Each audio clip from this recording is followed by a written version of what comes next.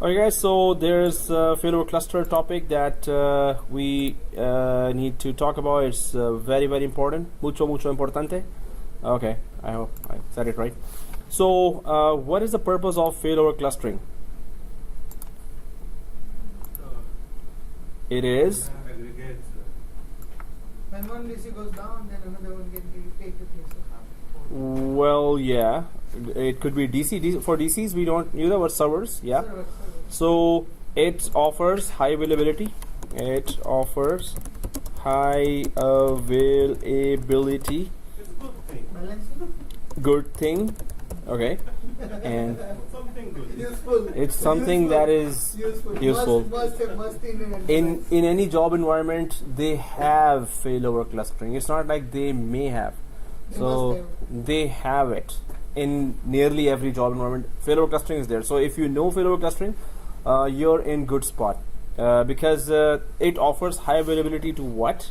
It offers high availability for enterprise applications, and it is if one server goes down, of course, it's offering redundancy. One server goes down, then the other keeps the application accessible, available, hence the high availability, right? So what happens here, but how it happens, you have to explain that in the interview, right? So if you have two servers, minimum we have two servers right now, of course, but it can be 16 servers, it can be 32 servers as well, and 2016 supports 64 servers, Windows Server 2016. So you can have 64 servers here running in one cluster. But basically what happens, you have an application on top of these two servers, and that application could be anything like Hyper-V, it could be SQL, Exchange uses its own, in the background Exchange uses also failover clustering, right? Exchange server also uses in the background, but you don't go deep into when you install DAG, database availability group, then it uses failover clustering in the background.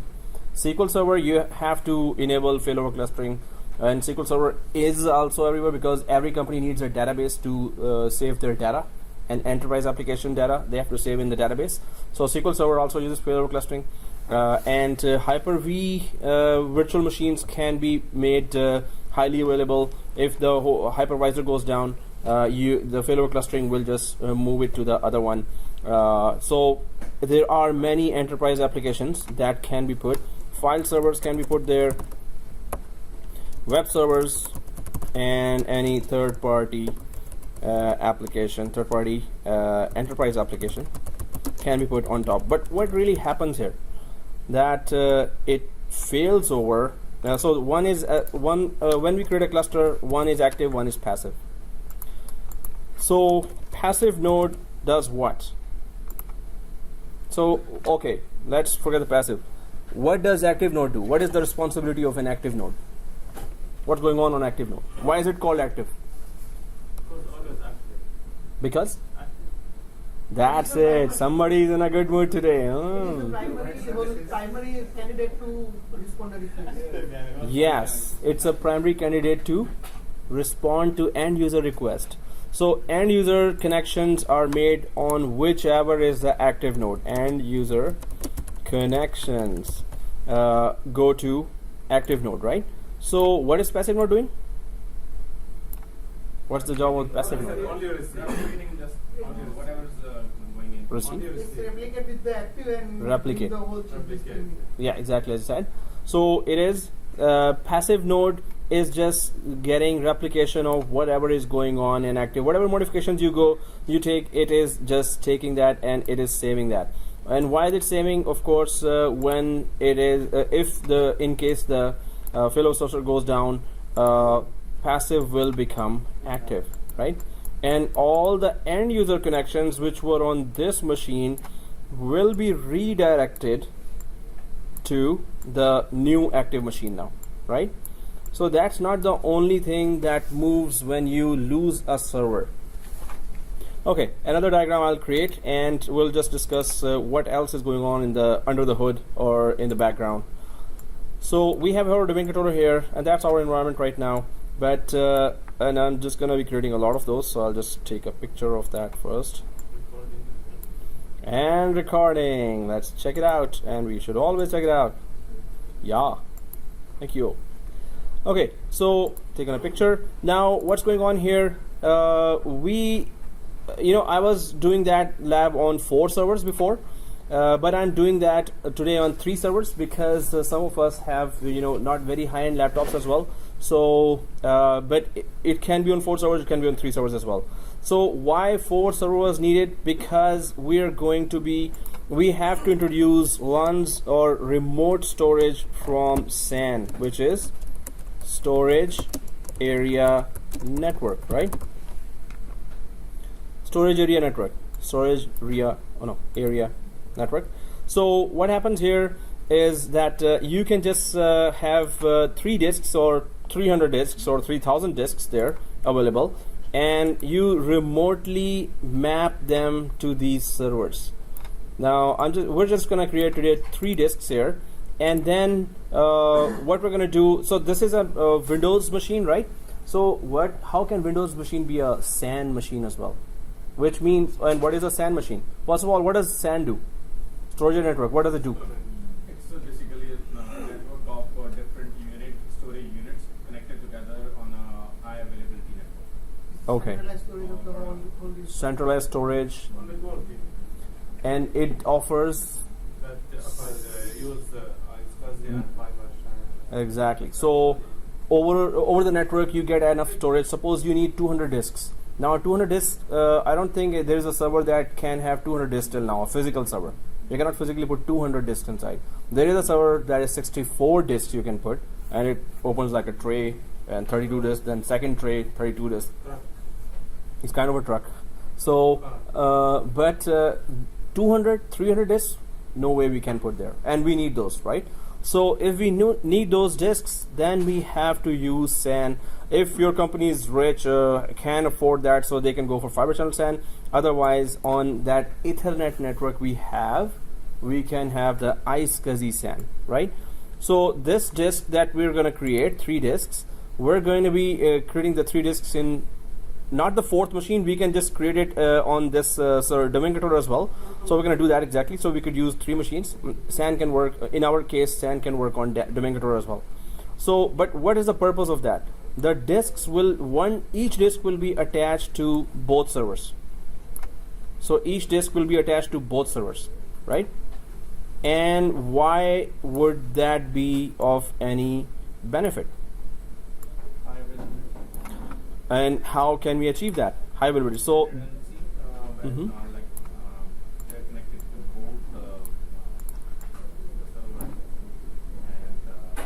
they're connected to both servers, exactly. So these LUNs are connected to both servers, logical unit numbers or LUNs, or remote disks that are connected to both servers. So what happens here is that the user, when users are connecting, so end users connecting from hundreds of client machines, when they connect, so where do they save their data? So suppose these are the end user machines. Exactly, end user machines here. So once we have that, now you're connecting the end users to, suppose this is server 2 and this is server 3. It's not supposed that's how we're gonna have server 2 and server 3. So server 2 and server 3, users don't care which server they're connecting to, as long as they have their application that is letting us connect to the disk or the storage. So on top of this, there is an enterprise application that we have installed. So today we're going to install actually file server, so we could really understand what's going on in the background. So we're going for the easy one. So what happens is the users just see a link here, which is like this: // company folder / company files. So this is a UNC path or the shared folder, company files.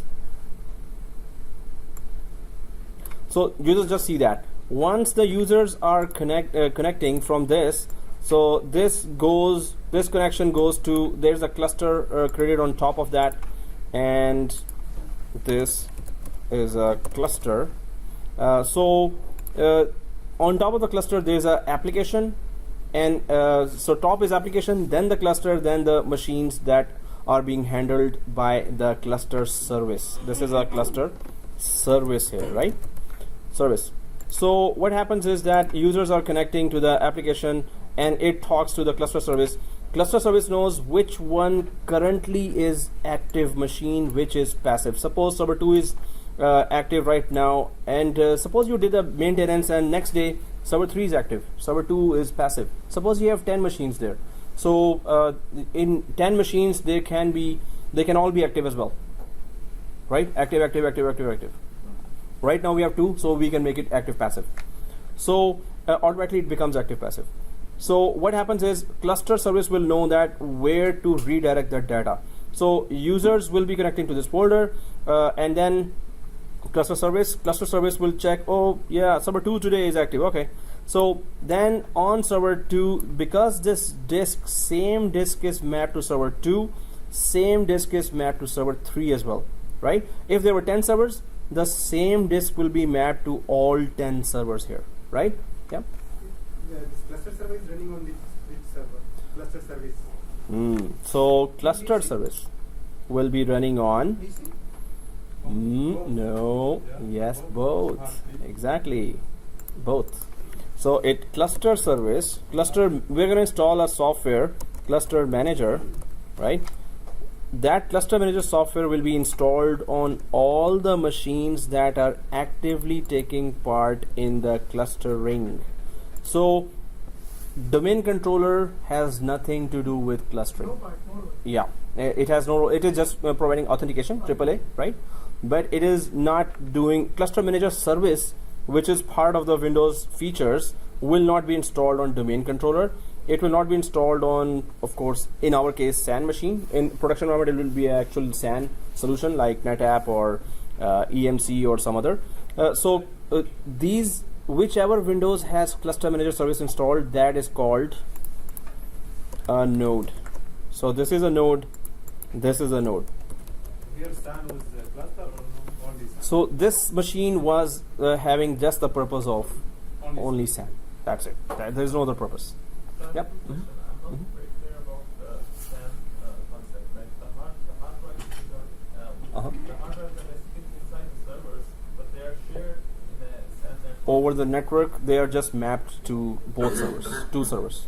Yeah, They are but mapped. you SAN is basically SAN, so it's Yeah. not like specific computers with many hard drives or something like that. So there is one specific computer with many hard drives, or there's a tower server or a rack server that has all the storage units inside, which we can refer to as LANs or hard disks, right? They act as storage, right? So you can save data on top of that, either block storage or object-based storage. But anyway, what is the main purpose of that? Main purpose is that why are you offering? That here that Mhm. server connected with storage, yeah? Here. Yes. So he's saying why? Mhm. Storage. So The hard storage, we can drives are separate it, inside yeah. the servers. The hard drives which are inside the server, like here we have server 2 and server 3. That's what I was creating. Yeah. So they have their own hard drives as well. Yeah. So okay. So guys, let's go ahead with that. So there are local disks. So the node, each node will maintain the database? No, the data will be maintained. End user data will be inside those LANs. These are called I'm trying to find out about cluster data. cluster data will be maintained by the nodes. Yeah. Nodes, all the nodes, Yeah. right? So, okay guys, there are basic concepts and then there are advanced concepts. So let's just clarify the basic ones. So these logical unit numbers or LANs are remote disks. And why do we need these remote disks? So local disks, suppose you put data here. One basic example is, suppose end users are connecting here and their files are on this local disk, right? So if this goes down, the files will not be accessible, right? So if you have remote disks here, so these are just mapped disks here, they are living here, their physical disks are on this third one, right? This one here. So when the users connect here and save their file, they're not saving files on local disk, they are saving it to a shared disk or network disk or mapped disk, which we call LANs. So if the data of users is saved here, If this server now goes down, what will happen? The data was never on this server, the data was living here, right? On the SAN. So this means that data is always safe. It's just that, but we don't want it to be only safe. We want to be, we want it to be highly available. Right now, even if the server was lost, the data should still be available, right? So what happens is that this. So I'm just gonna remove that line from here. Oh, Control Z. Oops. SAN will have redundancy also. SAN. SAN must have redundancy. If this is gone, we lose everything. Definitely. So what happens here, that if this one server goes down, so data, not only that the data is secure on these mapped disks, the data is at once available. This disk is attached to server 2. This same disk is attached to server 3 as well. So if server 2 goes down, the end user connections will be redirected from server 3 to the same disk again, and their files will be still accessible, right? Who will redirect? The cluster service. No, but the cluster service is running on the server which is dead now. The other server. Other is also running, but how end user will know that now I should go to the. So cluster service is regulating or maintaining both the servers or 10 servers. So what will happen is that cluster service will know that if this server goes down at once, its responsibility is to redirect the connections, and connections are redirected in such a way you're working on that file, and you will just see a little or feel a little freezing there. Oh, I cannot, there's no response. It's not writing. You're about to just call desktop and at once it starts writing. What happened in the background was that we lost the whole server. But their connections were redirected so fast that the same files that they were accessing, they were working on, their connection was redirected through server 3 to the same disk here. And cluster service is responsible for that. Cluster manager does that. Cluster manager does that. And they are in sync with each other. They are always in sync with each other. You're going to see now that how it works. We're going to crash the server. Two connections in the same plan. But one passive, one active. Yeah, one passive, one active. Exactly. So could we have Like design backup like rules. that, Yeah, like backup rules. Exactly. could you have design like that the same I want some no. You know, there's one guy who's raising hand, one guy without raising hand. So, yeah. Yeah, the raising hand is the first priority. So how would you know he's raising hand? Because you started. No, you mentioned I haven't raised hand. Yeah. So reflect. Yeah. Go ahead. So the basically many of the files, the Uh-huh. runtime files are basically written in memory too, right? Not Yeah. like hard. Exactly. They're not in hard disk. So whatever is going on, what is open, is always retained in memory, and that memory is just transferred as well. But whatever was saved here is still accessible. Suppose the user is about to open a new file that is saved in the disk. That disk has to be accessible. So Basically, data is not saved here, it's saved in SAN. Right? yeah, so it is living in SAN, definitely. Yeah. So, but this disk is showing that platform that hey, you can use all your data. The user thinks from, or as part of user is concerned, user thinks that okay, maybe it is in server 2 I'm accessing. User will not even know which server it is connected to, right? So user is only saving it to some disk here. Now we know as administrator that this some disk is actually the one that is coming from SAN here. And so the data is not only safe here, if the server goes down, this data is accessible from the other server right away. Within seconds it is accessible. You don't lose any communication with the data. And we're going to do that. We're going to create a file server, then we're going to create on top of that a shared folder. Then we're going to connect from here, from domain controller, and then we're going to start working. And then we're going to crash the active server. And we're going to keep on working, right? So we're going to make sure we are still working, and we were working on the active server, which we just crashed, and at once it will just fail over to the server 3, right? So what is then stored on the local disk on server? What is stored? The operating system and the failover manager service and the application that has to be highly available. But it will be on both servers have to be exactly the same. Exactly same. So if MS Office is installed here and you want it highly available, MS Office must be installed here as well. If there are 10 machines, MS Office must be installed in 10 machines. So then it will be highly available because users will use the application on the surviving server, and that application has to be exactly the same. If it's different, there will be errors, right? Yeah. If you have 3 or 4, that one only passive or all? So if there are multiple, they will be active. It's One our active, one, it's our choice. We can make all active and make it LBFO. It's not LCBO. LBFO. What is LBFO? LBFO? LBFO. List, B. No, it's not LCBO. LBFO. In Arabic, LBFO. LB. Okay, LB. No, LBFO is load balancing. FO, failover. Load balancing and failover. So if there are multiple servers, more than 2, 10, 20, they would do load balancing as well as failover. Right now, can we do load balancing on this configuration? No. No, only one. Why? Two active. End user is getting only response Okay, go from to one. active. One server. There is only one server that is responding to end users. So we need to If we do two If active you have balances. 2 active, then you can have load balancing. Otherwise, it's failover one. It can fail over to the surviving server, right? What is the recommended way of doing? You have more servers. Go for LBFO, active, For active, example, active. we have 5 servers. Yeah, go for active, active. Mainly if it is active, active, active. What happens? Any one server goes down, the traffic redirects any day, anyway, to the other one. Can do two passive, Yeah. 3 active. So instead of putting one passive and it's waiting year after year, hey, when are you failing? Come on, guys, I'm bored to death here. So if you have active, Make them active, best is active, active. Because if one active goes down, anyway, the other one will keep the show running. Anyway. So this is still, the other server is fresh and is ready to box, while active, they're both working. And they're like, they're both exhausted.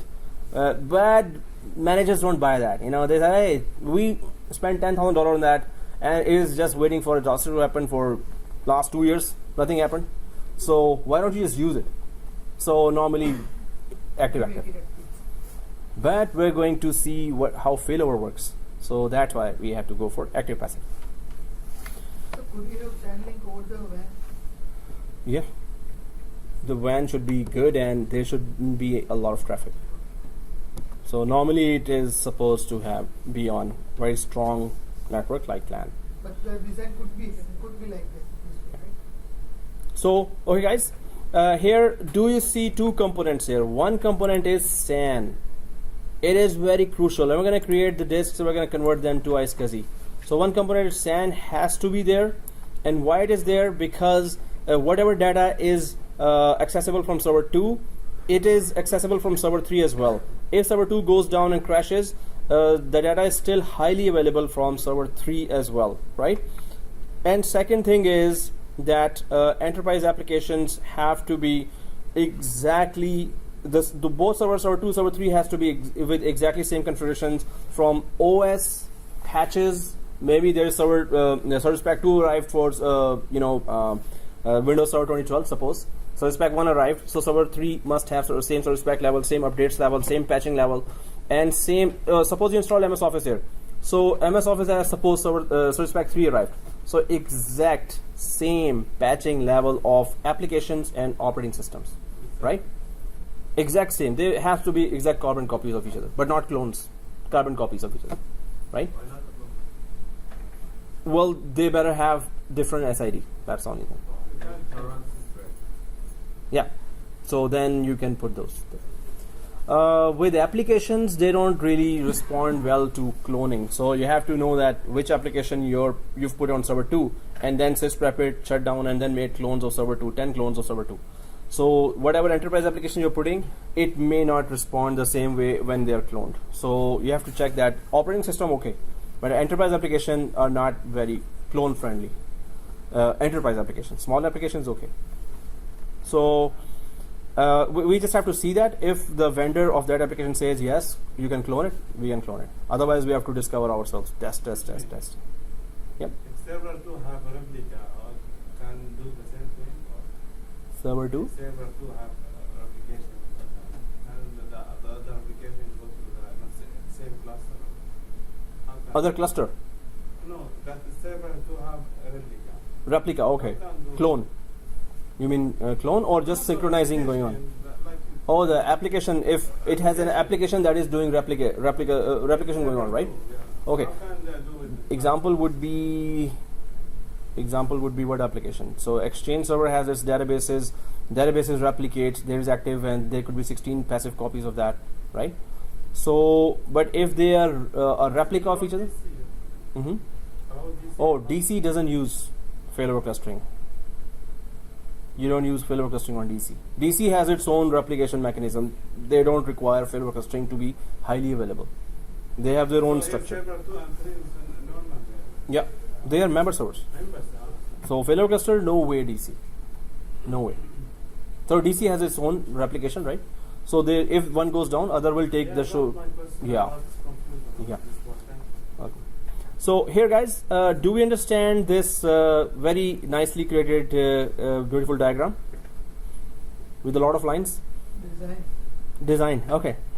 So, okay. So the main thing is high availability of whatever you put on top of a cluster.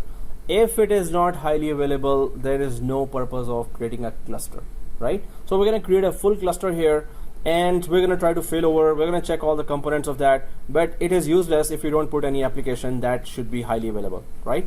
So the main thing is it saves the application from a loss of a server, right?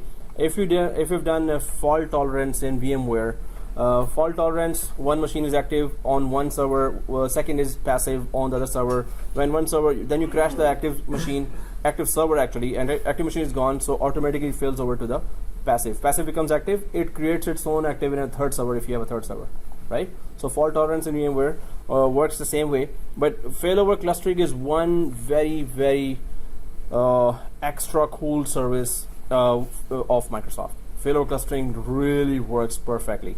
So I'm teaching in George Brown as well. There we've done SQL server failing over. We crashed the SQL server. Here we're going to crash our file server. So it works perfectly. That's why they all have it, because they really trust failover clustering, and that's why they will drill you down for failover clustering. What is that? How to create that? What is iSCSI? What is heartbeat? Everything, right? So this is the main concept. Any questions? Because now we're going to build that app from scratch. Okay, that's a good question. Anyone else? No? Okay, let's go ahead. You said that there are, If it's clear, then we can go ahead. You don't have to create questions.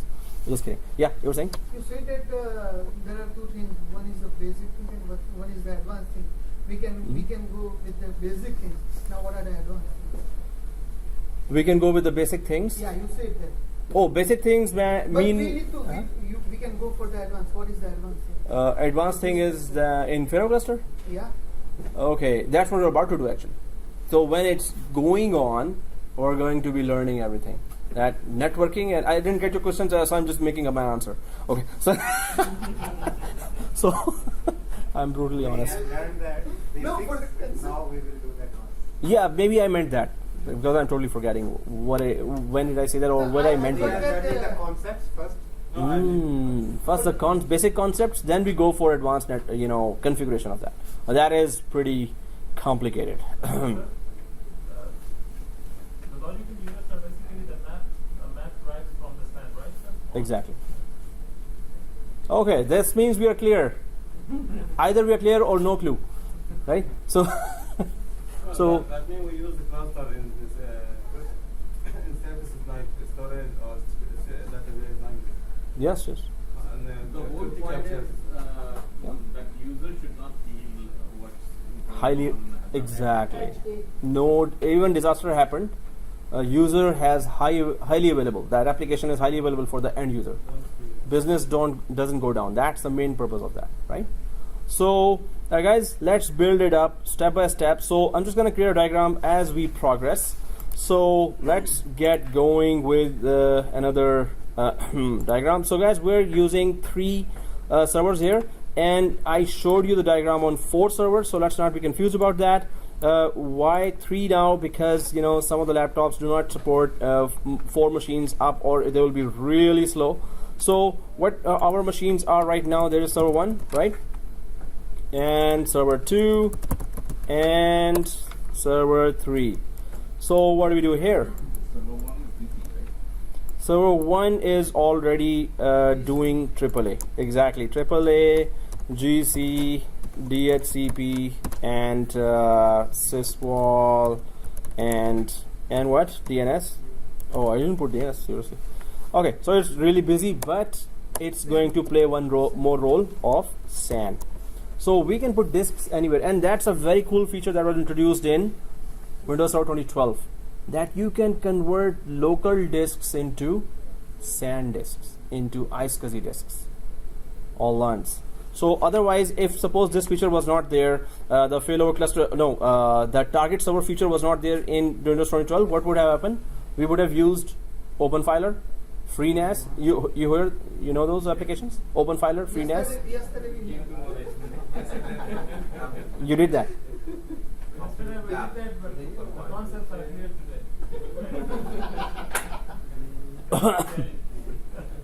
today. Okay, so yeah, even in VMware labs, I use Microsoft Failover clustering. It works so good, and all labs, fault tolerance, vSAN, everything works fine with this. vSAN doesn't need that. vSAN is actually the opposite of that. So, but all the labs work on Microsoft Failover, this SAN as well. So, and there is a knowledge base article from VMware that you can use Microsoft for testing, SAN for testing. Otherwise, we can use OpenFiler as well. Okay, guys. So one is this. That's SAN, and what we're going to do. What is our plan here? We're going to be creating 3 disks here. It could be 4 disks. It could be 10 disks. But minimum it has to be 3 disks. Well, minimum it has to be 2, but we're going to create 3. Seriously. So one disk will be the Quorum disk, and you may have heard this word before as well. Quorum disk. What does Quorum disk do? What is Quorum? Yeah. Voting. Yes. So quorum is not met. What does that mean? Less votes. Kinda. In meetings, you may have heard conferences, meetings. The quorum is okay. There are 100 members, and quorum is 40 members. If it is 39 members, we cannot continue with the meeting or voting, right? So quorum is 40, minimum 40 are there, let's continue the meeting or voting, right? But if the quorum is not met, minimum number of members or minimum number are available, let's do the task. Minimum number are not available, let's not do the task, right? That is quorum. So what has this to do with this failover cluster? A lot. So quorum disk, okay. Since I started this now, I normally discuss that when we create a quorum disk, then we discuss that. But when we create finally, you will know that, oh, that's a quorum disk. Okay, so suppose we have odd number of machines or even number of machines. Now you're gonna say, oh, I think teacher has eaten so many samosas, 4 till now. That's so tasty, and yeah, he's gone a little cuckoo. So what's going on here? If you have odd number of machines or even number of machines, so I'm just gonna create that diagram separately, where I'm just gonna put odd number of machines as well. So you may have heard this in Exchange server, but what's going on with the voting and node majority? So first of all, if company has odd number of machines, and why this happened, that why I'm saying that there is odd number of servers or even number of servers. So every company has limited budget. Oh, this year we can only purchase 2. Next year, oh, now we have just 1 server budget only. Sorry. Next year or after 2 years, oh, we can purchase 3 servers now. So you can have odd number of servers and even number of servers, right? So what has this to do with failover clustering?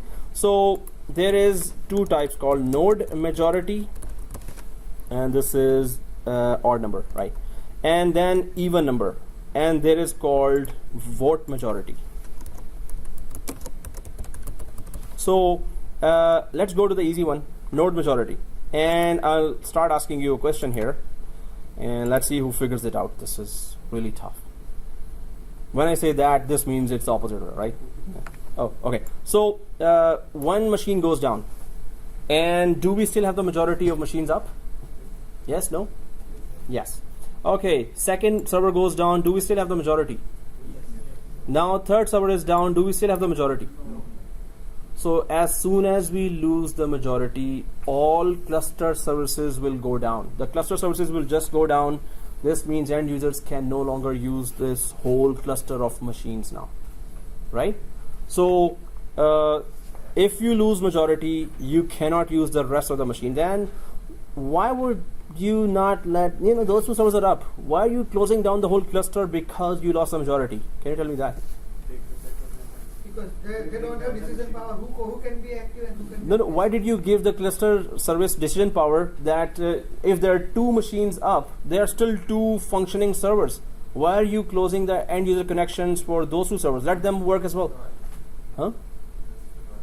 You're right, sir. So they should not close the whole service if they lost the majority, because minority are still servers with processor and RAM, right? Technically, they should not. Or morally they should not. Technically they should not. After that, first they decide why are you doing that. So can you tell me why they're doing that?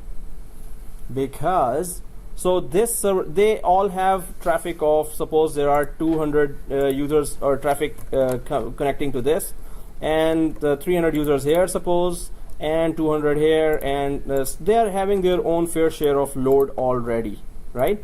So when one machine goes down, so the 200 users of this are redirected to all the other available, right? Then the second goes down, so now 400 are disconnected, or they're not disconnected, they're redirected to the rest.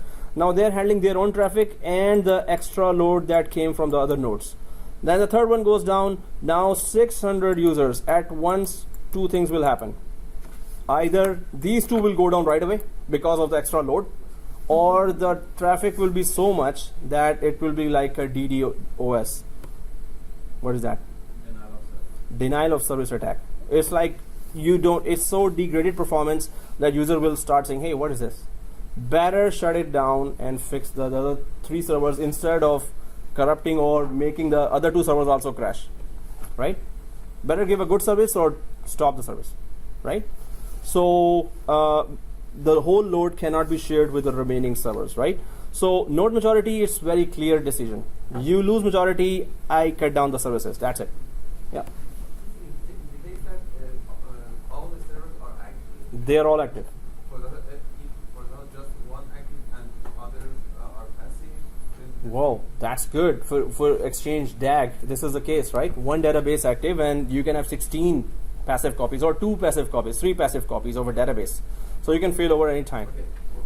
But for scenario, why can't you use that? That's not how they designed it. You want to use all the capacity of the server, right? So if there are enterprise applications there, so you're just using one server and you have the capacity of 5 servers. That's a 10,000 investment sitting doing nothing. So it is that at least you have to use the load balancer to share the traffic, right? Yes. We always have a load balancer. There is a basic load balancer already active, which is round robin. Round robin is a load balancer that is already active.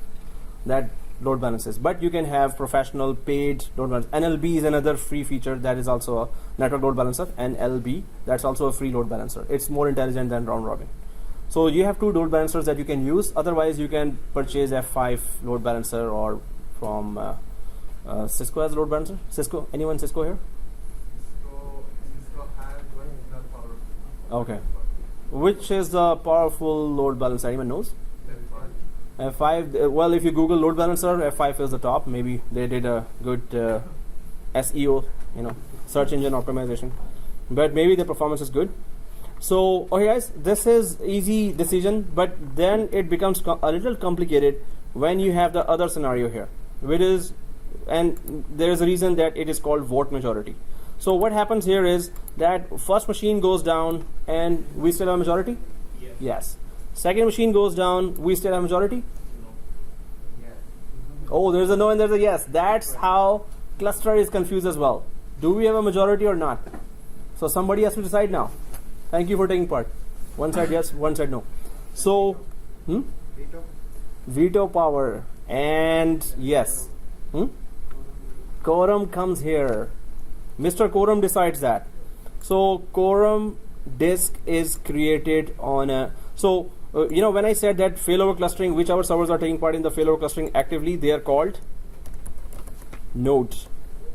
So these are all nodes, and in the previous picture they were all nodes, right? Node means yes, it has failover cluster feature installed, and they are actively taking part in the failover cluster. Okay, so I just forgot the word. 4 samosas is too much. So anyway, when you have 4 nodes here, now that's an even number. At once you need a 5th one somewhere, so you could help cluster feature decide, do we have a majority or we don't? Give me one decision. So what happens here is that you select a file server or a web server or a print server, any server that is doing some other task that is not as critical as the failover clustering. So you create either a shared folder, which is a witness folder, we can say, shared witness folder. Now you remember Exchange. Did you do DAG? Yeah. So okay, we all remember share witness folder there, right? Okay, so you should remember at least. So here, shared witness folder, or you can create a new disk, create a disk that, and this disk is called Quorum disk. What does that mean? Quorum disk. So what does it do? First of all, either a shared folder, this is either this or that, not and. So either you have a shared folder or a Quorum disk. So what does these two do? Suppose we have a Quorum disk and we don't have a shared folder. So it contains all the latest information of what is going on currently on the cluster. So this means that it is updated when one server goes down. It goes down. Second server goes down. It is updated as well. Hey, this is the situation now. So what happens when you create a Quorum disk? You give every machine one vote, and that is why it's called vote majority. Every machine has one vote. Which every machine? All nodes, right? All nodes have one vote. If majority of votes are down, cluster services goes down. They will decide easily. But now they cannot decide. It's even numbers, right? So one vote is given to this machine as well. And the only job for this machine is that if it comes down to 2 down, 2 up, at once it will fool the clustering service into thinking, hey, I'm also a vote, so we are majority, so keep the show running. Thank you very much. So it just tells you that it is having one vote. So when we put a Quorum disk in a non-cluster server, so which is not a node, you have to put that there. Normal computer. It's not. We did not install failover clustering feature here, so it's just a failover cluster. It's just a file server. It's just a print server. It is some other server, but it's not taking part in the failover cluster. No, well, yeah, it could be client as well. You're right. It's just a disk. If the disk supports that converting to iSCSI, yes, it's okay. So Windows 10 supports that actually. So, but normally servers are done that because client can shut down. We normally don't take care of. Yeah, it has to be on always. Servers are always on. So a non-node or a machine that is not taking part in the failover cluster is also given one vote. How? You create a Quorum disk there, and Quorum disk has the latest information, and it tells the failover service, hey, my vote is counted as well. And now keep the show running. Do not turn off the clustering service. If you turn off, all the end users will be disconnected. So do we understand the node majority and vote majority? And any questions on vote majority? Node majority is it? Any questions on that? It's a very clear decision. Yes. We lost majority, down, everything down. No dictator here. No dictator here. We don't need that. In fact, here also you can see, yes, here you can also see, right, that we have made it odd number of nodes by including a Quorum disk. Now, the decision is easy to make, that we lost the majority or we have the majority. Well, that's it. It's one. They need to be odd number just to decide. We can have backup of that, yes. So if this doesn't respond, its backup will. So you can have a Quorum disk on another file server as well. But either this will work or that will work, or they both will not work at the same time. So it will not be counted as two failover servers. So it will be just one failover server. So yeah.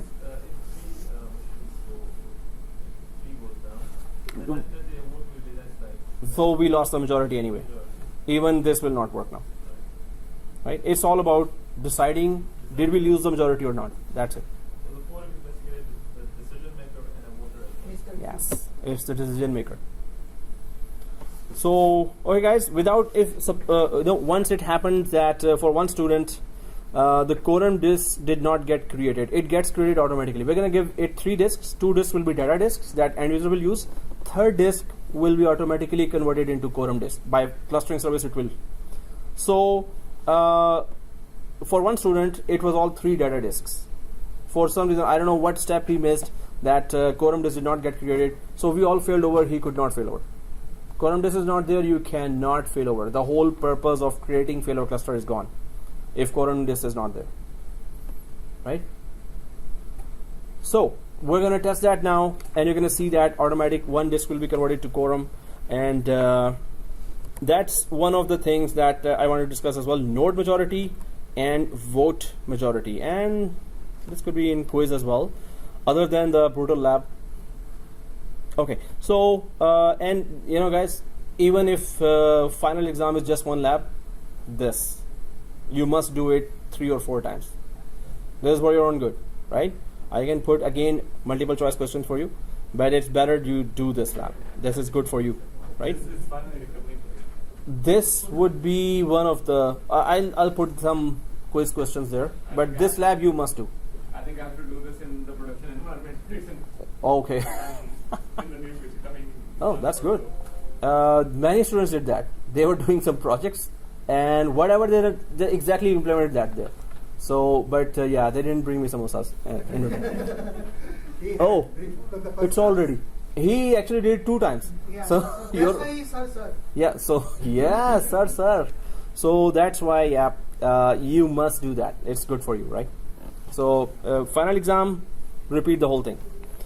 Other than the labs But marks, it's in PDF format, right? Not in Word. it has to be in Word format. Otherwise, I cannot mark.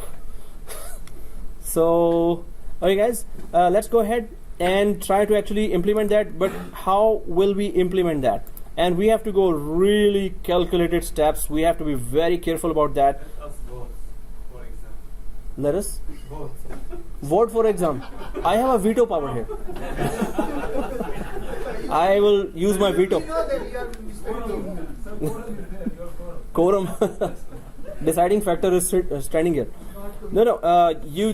If majority says they don't want to do it, I will just give you 20 MCQ questions and you can pass.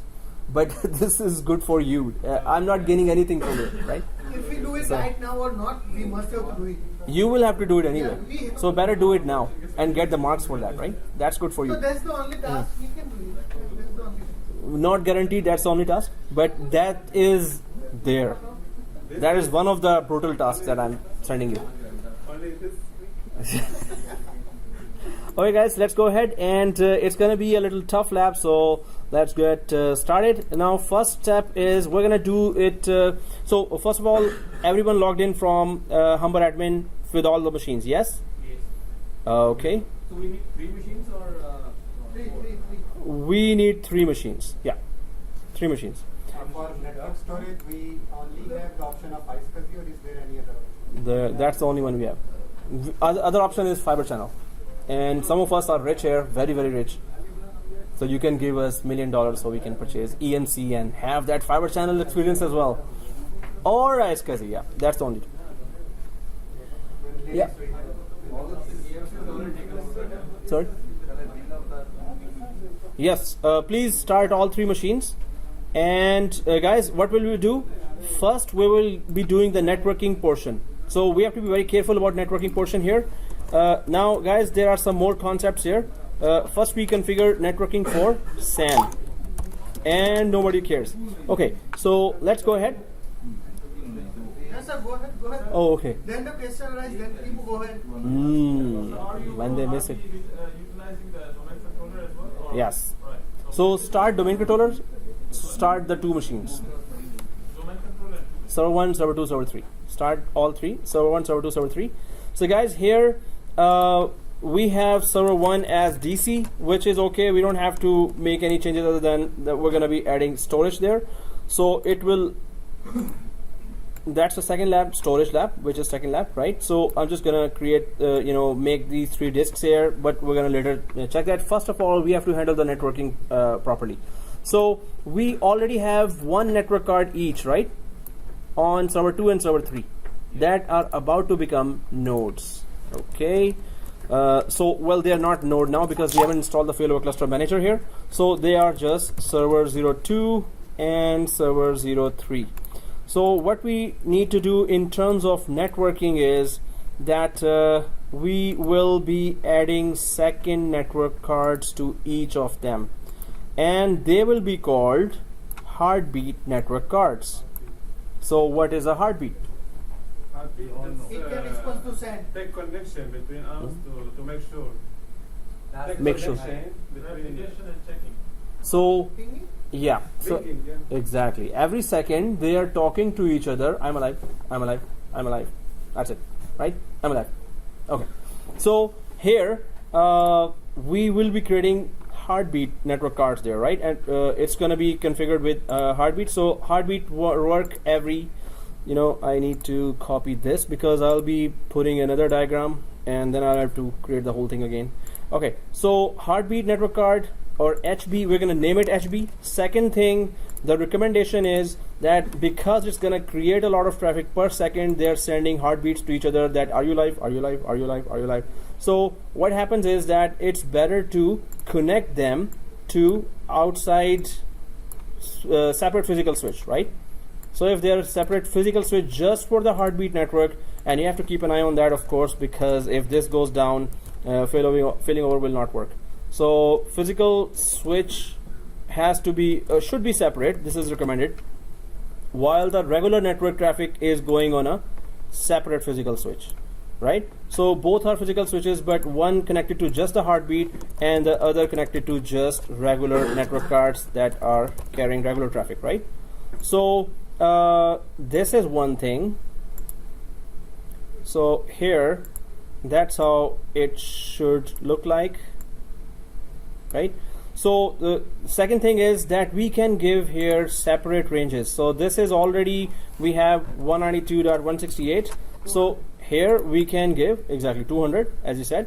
So here we can go for 10.0.0.1, 10.0.0.1, and 10.0.0.2, right? For the HB network cards, we can even give that.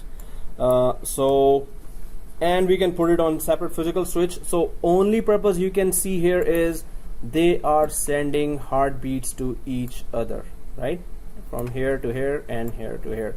So it's just heartbeat network, that's it. So if 5 seconds or 5 heartbeats are missed, service down, failover happens. 5 heartbeats are missed, so failover happens right away, right? So Is there a variable that we can vary the heartbeat portion? well, that's the basic, but there must be some workarounds, or there must be some files. I never tried to mess with it, because suppose we change it and even that doesn't work, or it has some corruption. So it's the basic behavior of heartbeat network. There could be, so I never tested that. So okay guys, we understand the concept. Let's create those. So we're gonna go to server 2, we're gonna add a new network card, then we're gonna rename it to HB. This we will rename to LAN, right? So we can know clearly that which one is which. So second thing is that once we create a HB network card, we're gonna be doing inside certain more settings that are related to failing over best practice. So this is a networking portion. Add 2 network cards and make them heartbeat network, and just give them separate IP. You can give them same IP, or you can put them on same range IP, and also on the same physical switch as well. But then you know that you're creating a lot of traffic, which is required for the regular traffic, other applications to also use that network. So you cannot create a lot of traffic for them, right? So best practice is this. Now let's go to server 2.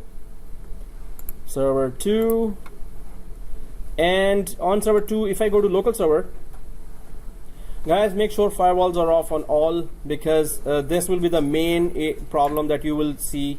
If everything else is okay, if you carefully created your machines, so firewall will be the one thing that's going to give you a lot of errors. So on server 2, when I go, I'm just gonna go to turn Windows firewall on or off, and I'll turn it off.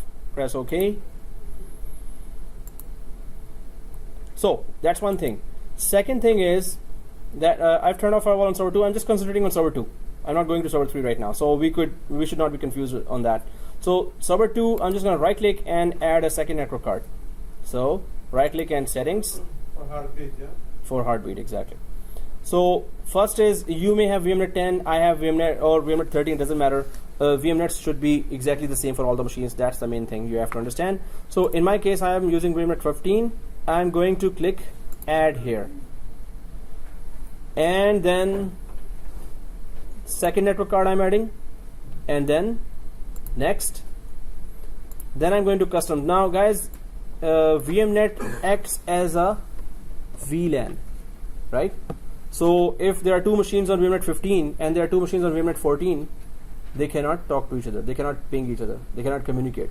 So just to prove that, suppose they are on totally separate switches, and those switches are not interconnected as well. The heartbeat physical switch outside is just only taking connections from these two network cards. Suppose that's the case. Will it work? Will the whole failover clustering work? So that's why, how about we give it a different VMnet? Just heartbeat network cards, we can give a different VMnet, which means heartbeat network cards will have no communication with the other network cards on the same machine, right? And you will see that failover clustering will still work. That's to prove that if you put it on a separate physical switch and they have no communication, they will still work, right? Yep. Host only? You can give host only as well. Yep. So I have 15. I am just going for some other. You can put host only. It's totally okay. So, In my machine, it's showing only 2. oh, in that case, you know, even if you, yeah, even if it's the same, host only for all, it's okay. Net also. In our, yeah, NAT is also okay. So in our environment, it is not an issue, but for best practices, we are going for separate. Otherwise, it's going to work both ways. So I'm just putting VMnet 14. I'm going to remember that on the second network card, on the second machine as well, I'm just going to put VMnet 14. So it looks like this now. So I've added that. Everyone added that? Yes. Okay, and press OK. So now guys, we have to go and configure that. So let's go to the network area, network card area, and try to configure it. So on server 2, we're just going to go to Ethernet 0, and click that. So we could see both cards there, right? Did I click that? Oh, okay guys, so two cards are looking like this, right? So I'm just going to go for Ethernet 0, or actually Ethernet 0. Ethernet 0 is our domain network. And I'm gonna rename it to LAN. Okay, so here there's LAN, and Ethernet 1 is HB.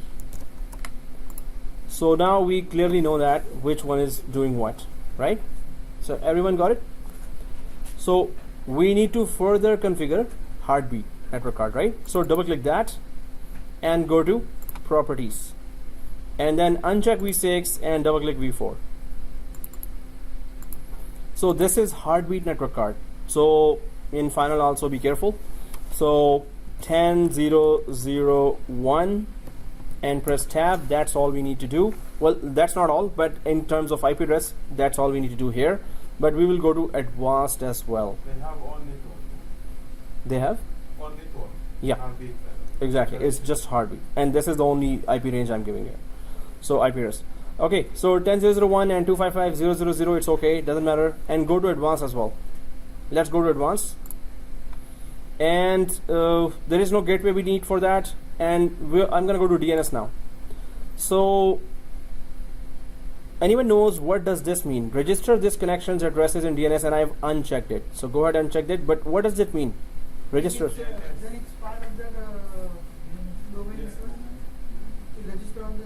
Yes, it's going to, so second network card 10.0.0.1 can register to DNS. Hey, I'm also server 2, so send traffic to me as well. while it is not supposed to be receiving traffic, any other type of traffic other than the heartbeat, right? So guys, why are we even doing that? Because that network card itself is on a separate VM net having a different range. Still, there is no communication right now between DNS and this network card at all. It's on a separate VM net now. Yeah. Subnet by 255.0.0.0. It's okay. Yeah. So, yeah, DNS here. So see this. That's it. Then go to advanced. So in case you don't have a separate physical switch, and it is possible you don't have a separate physical switch, right? So you have the same physical switch, and through that switch you have to connect both HP network cards as well. So uncheck this always. We have a separate VM net, so this communication is not even happening.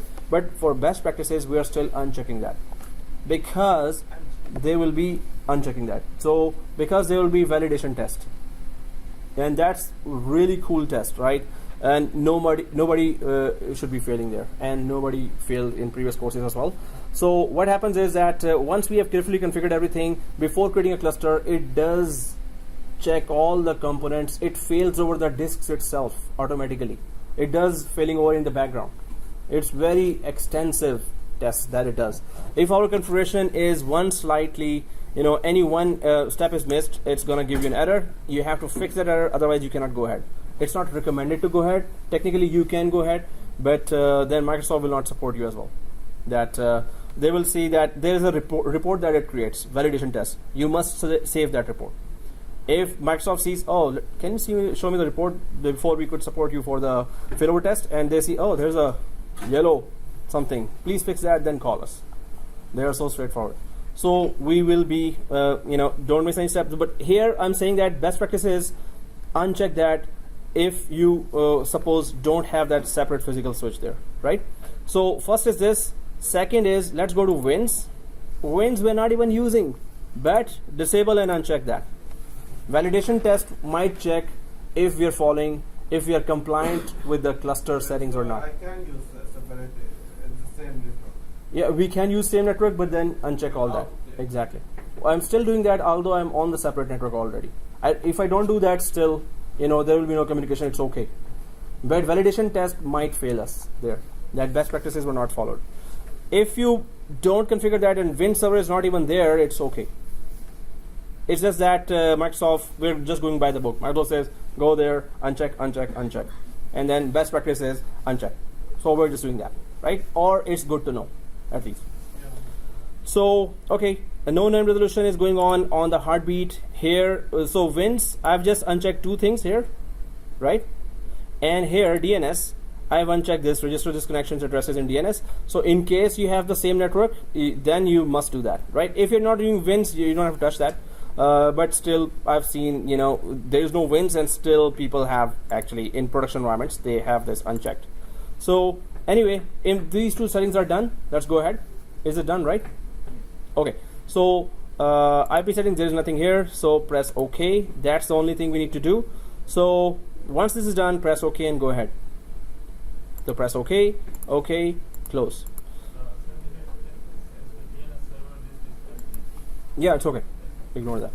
So now we're going to go for server 3 and do exactly the same thing, right? So server 3, right click, settings,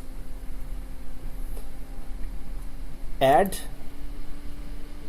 network adapter, next, custom, and 14 exactly. In my case it is 14. Whatever you have given in your machine, give that only here as well. So in my case it is 14, so I'm just gonna press OK.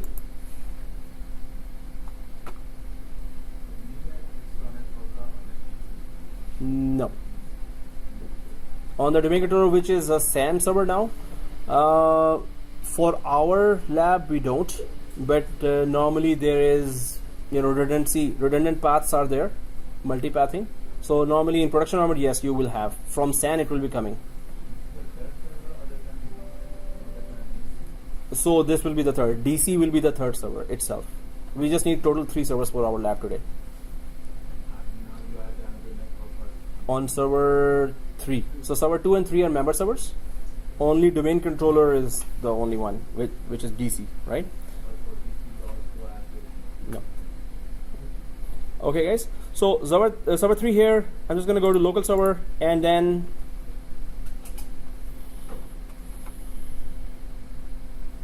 We have server for SAN. We should go to heartbeat also. server for SAN. No, not there. We don't need it there. It is just providing us 3 disks. That's all. It should have its own high availability.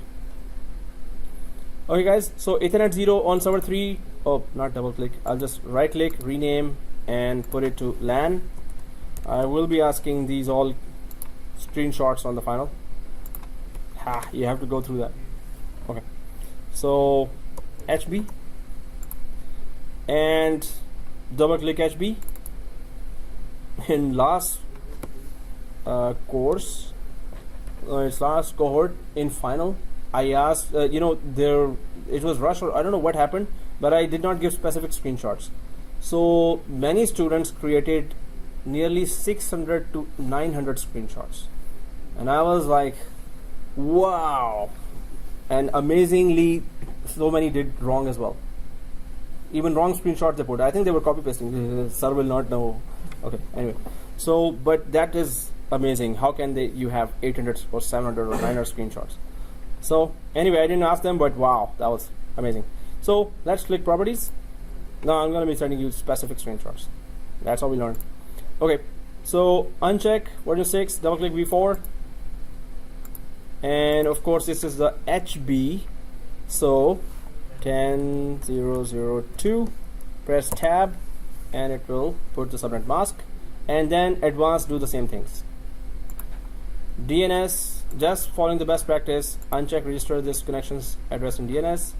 And when we don't have that, but still, uncheck these two, press OK, and press OK again.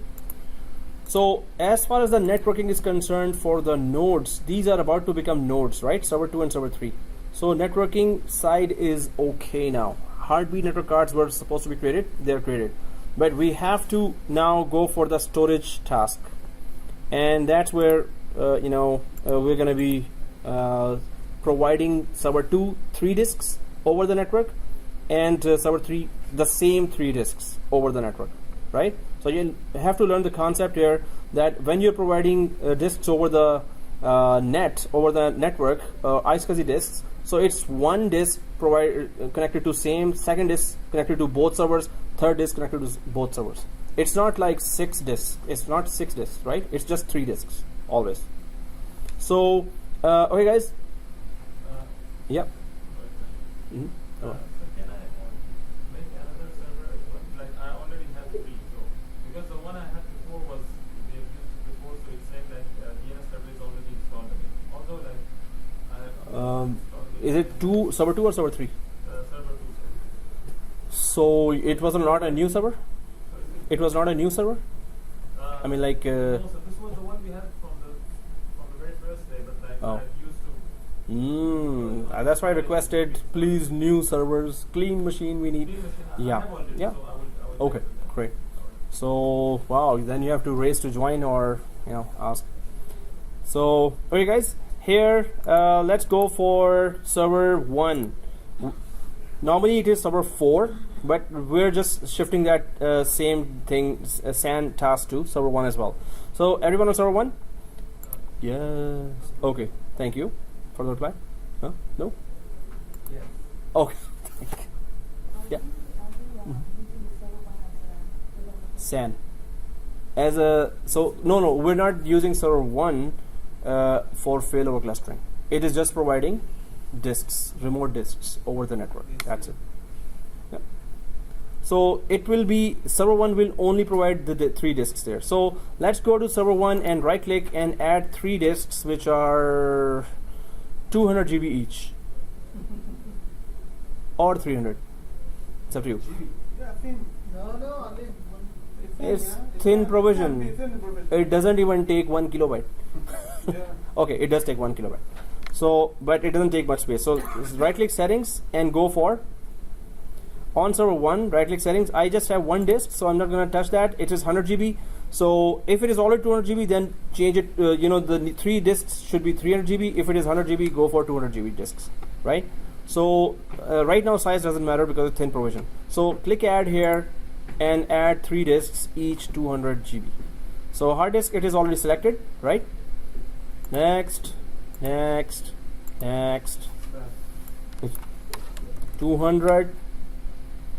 Next, next, boring. And the third disk, second disk and third disk, yay. So it looks like this now. We're not touching 100 GB. Yeah, name is okay. Yeah, only the size. It's outside anyway. So click add again. Next, next, next, next. I can't help you. Next. 200. No. Done. Now it should be fastest next in the north. Add and then no. Okay, and 200 and then okay, done. See, 200. So we are like experts in adding disks. So once these 3 disks are there, it is like you've gone to the market and you've bought 3 disks and you've put in the servers, right? Put in that SAN server. Suppose normally they have a lot of disks already. So we have added 3 disks here. Press OK. Now this is a Windows machine, of course. First these disks have to be usable. Then we can convert them to iSCSI disks. iSCSI disks mean you can offer them over the network. iSCSI means that, right? So now I'm just going to go to File and Storage Services here on server 1, and we're going to first bring them online, then initialize, then format them one by one, all 3.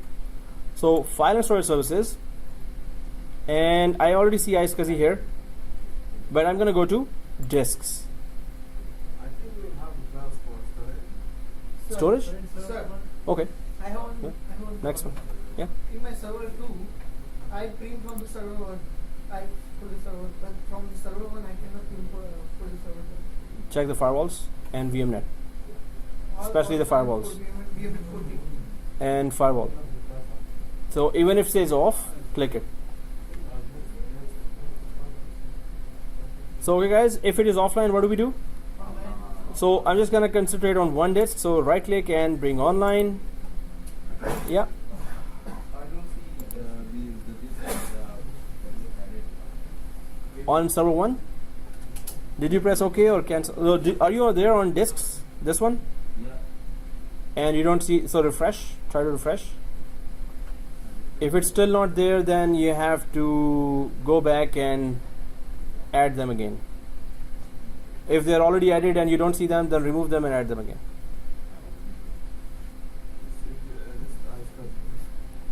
No, this is just formatting for normal use, NTFS. Then we're going to convert them to iSCSI later when they're usable. So right click initialize, press yes, and then right click new volume. So 3 right clicks there. First for online, second to initialize, third is to create a new volume. For each disk, 3 right clicks will be there, right? So I'm just going to go for new volume here and click next. So that's the first disk. It says 200 GB. I'm sure that this is the one that I want. So next, nothing here, 200 GB. Yes, we're going to use the whole thing. E drive, it's okay. Next, new volume. So we're just going to name it for consistency as LAN01. Second is LAN02. Third is LAN03, right? Logical unit number, or the disk that will be offered as a remote disk to other servers. So LAN01 is the name label. You can just put that label separate as well, even after creation. So click next and then create and close. Then we go for the second disk. Yay. Okay, second disk, and okay, right click and bring online. Yes. Ugh. Boring. Initialize. Yes. Right click, new volume. Next. Yeah, it's GPT. GUID partitioning table. So disk 2 next. 200 GB. Yes. Next. F drive. Next. And this is LAN02. We're just labeling it LAN02, right? Next, Creato. Close. Last one, right click, bring online, yes. Initialize, yes. Right click, new volume, next. Okay, that was boring. LAN03 and next and Creato, and that's it. Close. So guys,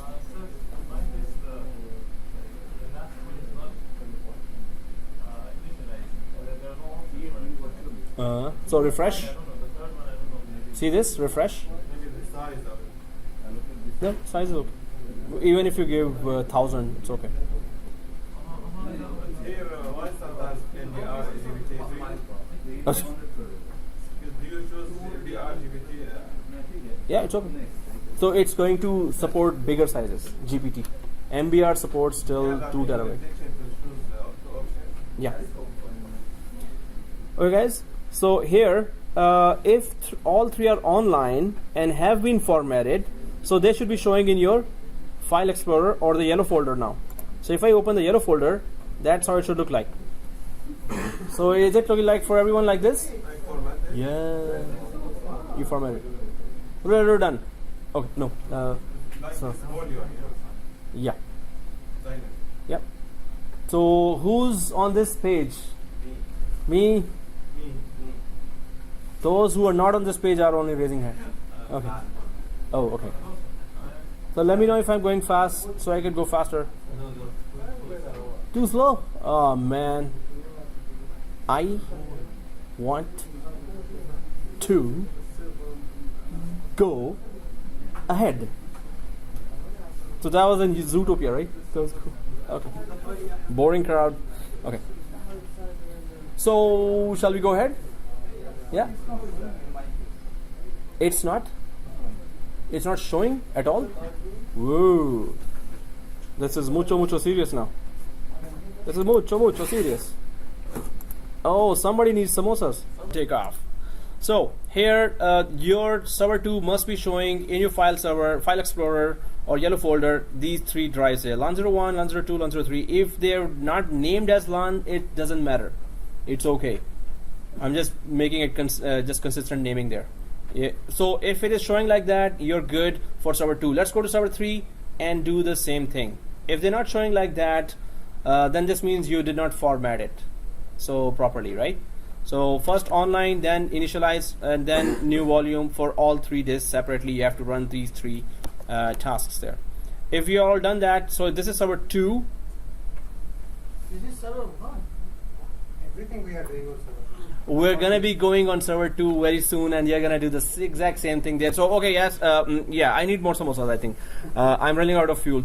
So anyway, this is server 1, yes, and we're gonna convert it to iSCSI now. Yeah, good cover. Okay. So server 1 here, if it is showing like that, it has to be first usable, but we're not gonna use it directly, right? So we're gonna go back to File and Storage Services, where we right-clicked everything, right? Do you all see iSCSI there? Yes. Okay, so click that iSCSI, and it is not installed. It's just a link here. So once you click this URL here, it's going to help you install the iSCSI target feature, and that was introduced in Windows 2012, and that's how any Windows machine can be converted into a SAN machine.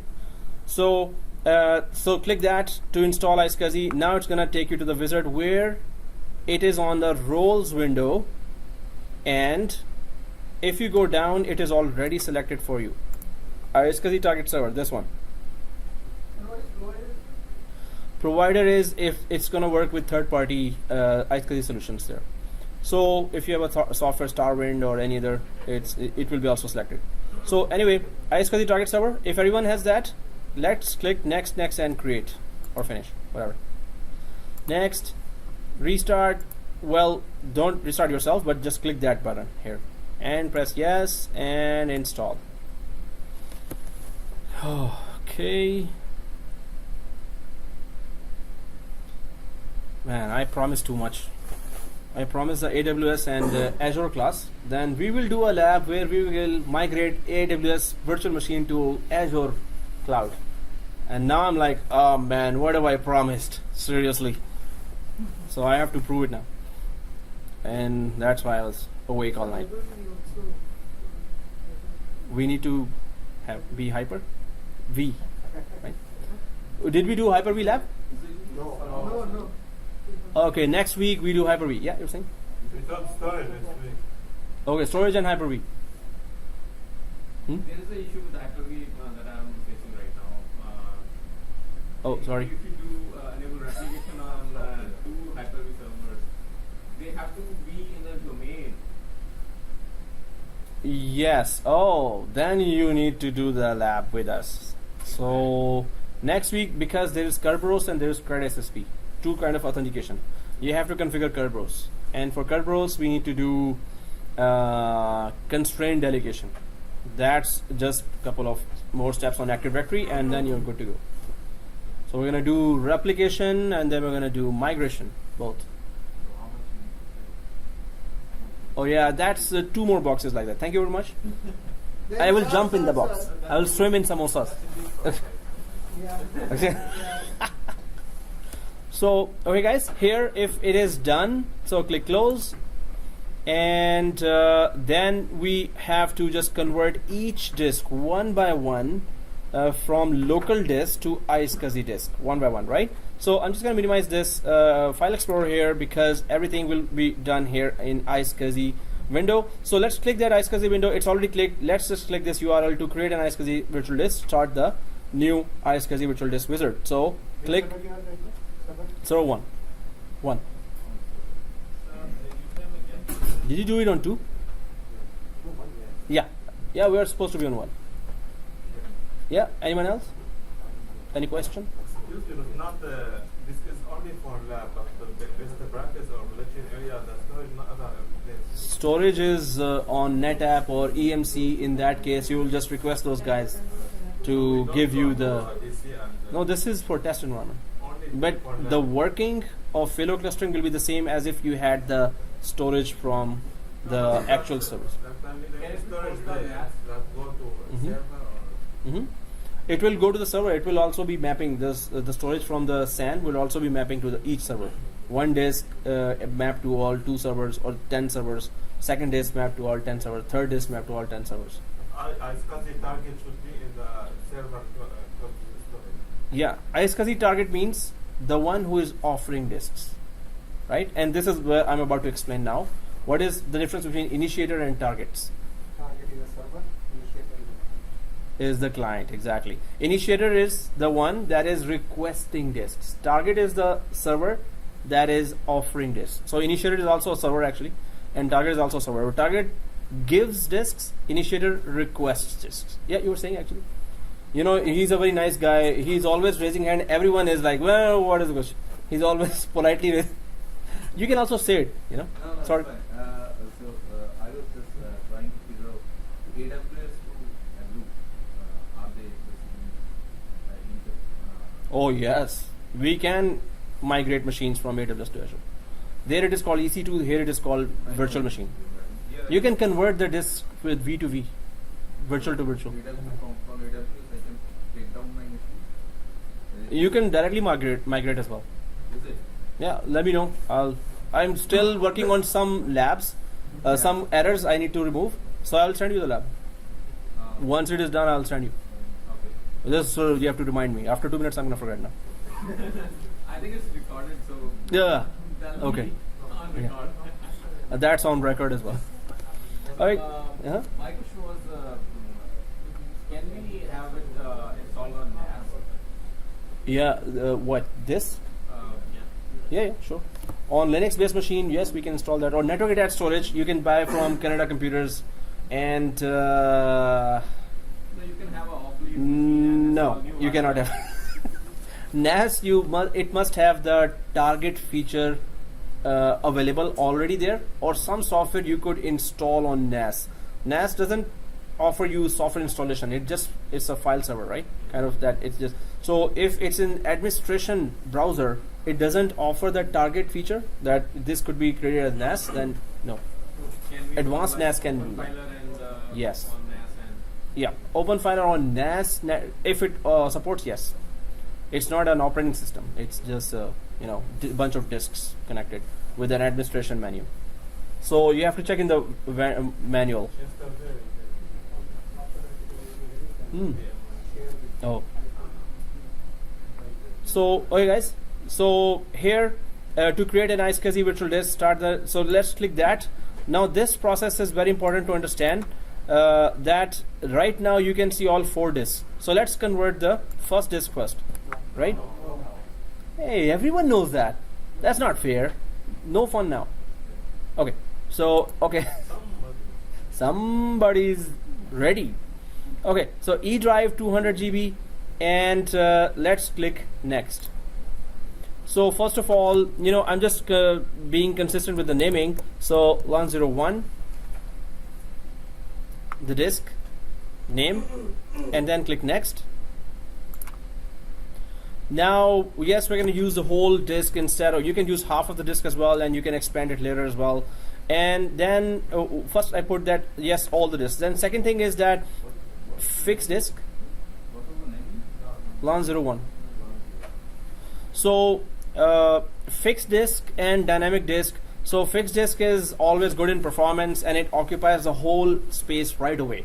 It is expecting that space on physical disk right away. It occupies, formats everything, and then it starts writing. Whether it's using the whole disk or not, it just occupies the whole thing. It's good for performance. And dynamically expanding, it just saves that much or occupies that much space where you've installed something, whatever it is using. Thin and thick, exactly. So performance-wise, fixed disk is always good, or thick provision is always good. So differencing, did we talk about differencing? Oh, since we did not do the Hyper-V, we did not go hyper. So differencing disk just means that if you want to, so suppose there's a parent disk here, a C drive, and it's filling up with space. So you add another child disk here, and that would be the differencing disk in a virtual environment, right? So differencing disk is just only the purpose is that whatever modifications you're installing from now on, whatever differences in your configuration are, will be saved on the differencing disk. So this means you save the C drive from filling up ever again. It's not gonna fill up again. Differencing disk will save all the modifications or differences that were done yesterday or today, since yesterday, right? Like incremental. So differencing disk will just save everything that is modified, right? So we're not gonna use that here, but we should know the purpose, right? So here, yeah. Is it in Delta disk. Are you talking about RDM or somehow? No. RDM is different. RDM is pass-through disk here. Yeah. You can say snapshot, but it's not exactly that. So it saves everything, and some of it is not recoverable as well. So okay, guys. Okay, so here we're just going for dynamically because we need performance is not an issue for us, and it's the space we need. But in production environment, you won't see dynamic unless it's a non-critical machine. So anyway, click dynamic here and click next. So now we have to decide, we have to give a name to the target. This is the target, iSCSI target server, which is offering disks, right? So that's why new SCSI iSCSI target, we have to click that. So there's no other option. So let's keep it clicked and next. So now we have to give this name, target some name, right? So this is offering disks to 2 servers, server 2 and server 3, right? So server 2 and server 3 will be getting this disk, which this target is offering, right? In? Yeah, initiator. They are both initiators, exactly. As I said. So this could be any name, but suppose those server 2 and server 3 will be having a file server installed, which is belonging to sales department. So we can just say sales target, or we can say marketing machines target, or we can say company disks only. You can name it anything according to the scenario, right? So I'm just putting it, suppose there's a scenario and those 2 servers are belonging to sales department. So sales target, and the main purpose is it offers disks over the network. That's it. So click next. After giving the name, now it is saying which servers are the initiators or which will be requesting the disks, right? So we're gonna say that let's click add here, and we're gonna tell them by IP address which servers will be requesting the disks. So click add here, and there are many ways to discover that server, but we're gonna go down to the fastest way, which is we can put DNS name, we can put IQN, we can put MAC address, but we're gonna go for IP address. And 192.168.200.2. So this is the server that will request this particular disk, which is E. So I'm going to press OK after putting that IP. Yeah. This is server 2's IP. Yeah. Server 2. Yeah. So if you have different IP, you have to give that IP. This is IP address of server 2, and then I'm going to put server 3 IP address as well. So first I'm going to put server 2 IP and then press OK. And it appears here like this. So this server is now allowed to grab this one disk that we are converting to iSCSI. Now I'm going to add the second server, and so it would be also allowed to get this disk. So I'm just going to click IP address again, 192.168.200.3. So that's the IP address of server 3, and press OK. Now these are the only two servers that are initiators, or they will be requesting the disk and they will be given that disk remotely. And which disk is this? This is right now drive E that we are converting to iSCSI. So these servers could get it over the network. So let's click next. And then this is CHAP and reverse CHAP here. Chat and handshake authentication protocol. This is just a second line of defense, like you want more security. When iSCSI target server is offering the disks, at that time the password will, this username password will pop up that, okay, is this the correct iSCSI target server or not? So, and when initiators are requesting the disk, at that time also it could pop up that are you the correct initiators or not. So we don't have to use that. We already have Active Directory and Kerberos in the works, and they are we already have a protected environment, so we don't have to go for extra security. Suppose you're in an unsecure environment somehow, and then you want extra security, then you can put that. So and the second thing is the password that you put here is clear text. Anyone on the network who has a sniffer like Wireshark can sniff the packets and then can understand exactly what the password is. But this is just an extra security, right? So we don't have to use that. We just need to know the purpose of that. So let's click next. And we have created a sales target here, and this is the only time we're going to create that. For other two disks, we don't have to create that. We're just going to join them to the same target. So, and the disk is being offered to these two servers, server 2 and server 3. So click create and close. Okay guys, so now let's go for second and third disk. So I'm back on this page, but I'm gonna go to the right side and go to this tasks and new iSCSI virtual disk. I hope everyone is there. So new iSCSI virtual disk, click here, and now we're gonna go for disk F, and we're gonna offer this disk, we're gonna convert it to iSCSI, and then we're gonna offer it to those two servers as well. So disk F and click next. Now it's going to be a little smaller process because we don't have to create the iSCSI target. So it's 102. What did you select here? It is this task here on the right side, and first one in option. New iSCSI. Yeah, new iSCSI. If that iSCSI target in remote can also give you IP address. If it is remotely, yes. Storage in DC, is that in remote? Yeah. If we can ping that, we can get it. So over the WAN, you must have VPN connection, some type of connection that connects you to remote disks, right? Yeah. You just need to know the IP then. Then it has to be the mapped IP or public IP, if they have published it over the network. Otherwise, if it is VPN and you can able to ping from here to there, you have to just get that IP. I mean here nothing for the IP target. IP target. Okay. I don't see that. Well, this is just a testing environment. This is not advanced software, so we cannot have a lot of features here. This is a basic iSCSI server. Otherwise, they have a lot of features where you can remotely actually detect them, discover them as well. So 102 and next, and yes, it's the full disk we're using and dynamically expanding. Next, and then now we're gonna take existing, because second disk also we want to offer to server 2 and server 3, right? So we're not gonna change that. It should be existing, and click next, and the third disk will also be. Suppose there were 10 disks, suppose there were 200 disks, we're gonna add them all. Suppose you were giving all those 200 disks, so these two servers, you just have to add them all to this target, right? So I just select existing target, that's it, and they will be given to all those, right? So click create here as well, and done, and close. Now I'm going for the third disk here, tasks, new iSCSI virtual disk, and go for G drive, and then again next, and 103, next, 200, dynamically expanding, we know the drills. Next, existing iSCSI target.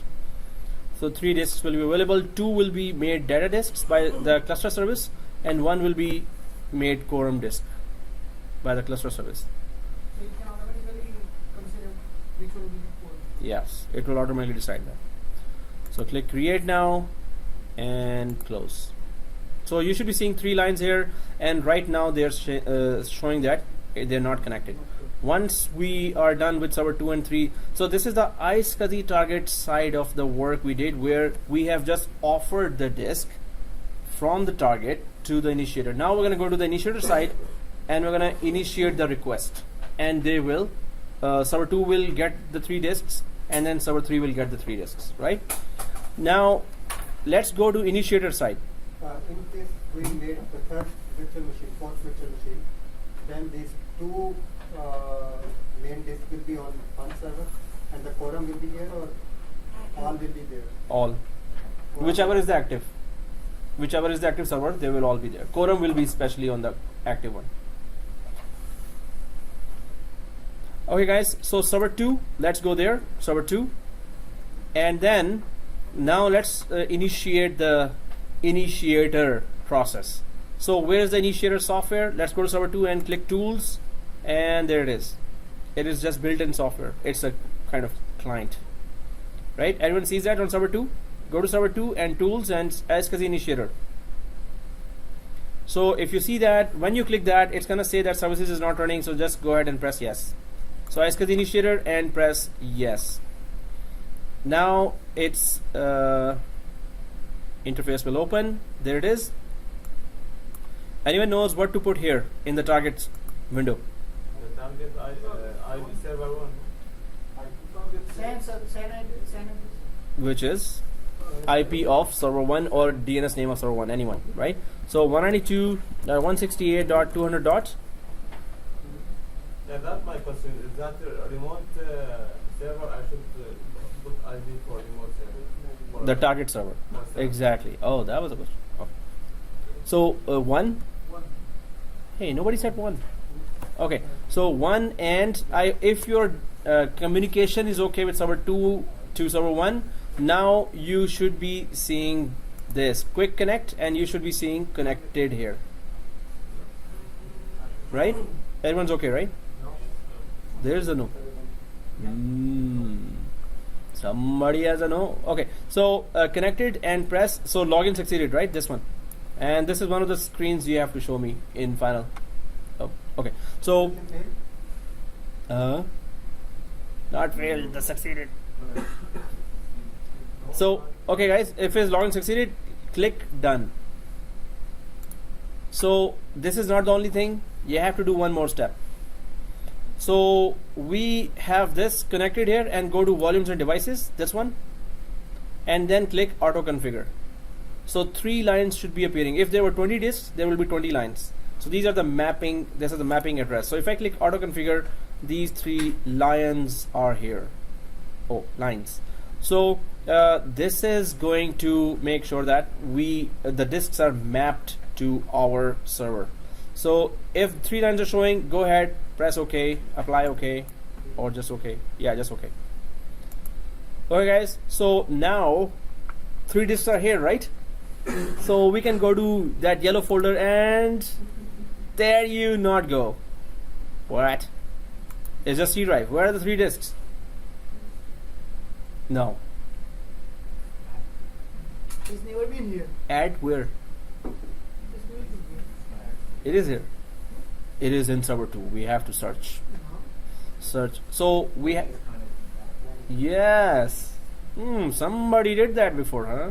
I know you did that course 2 or 3 times. Okay. So, okay guys, here. So, server manager, server 2, and go to file and storage services. And then click disks. This one, right? So now we see the same thing here with server 2. 3 new disks have been added here. Offline. So guys, what are we doing here? So it is just for server 2, there are 3 new disks, right?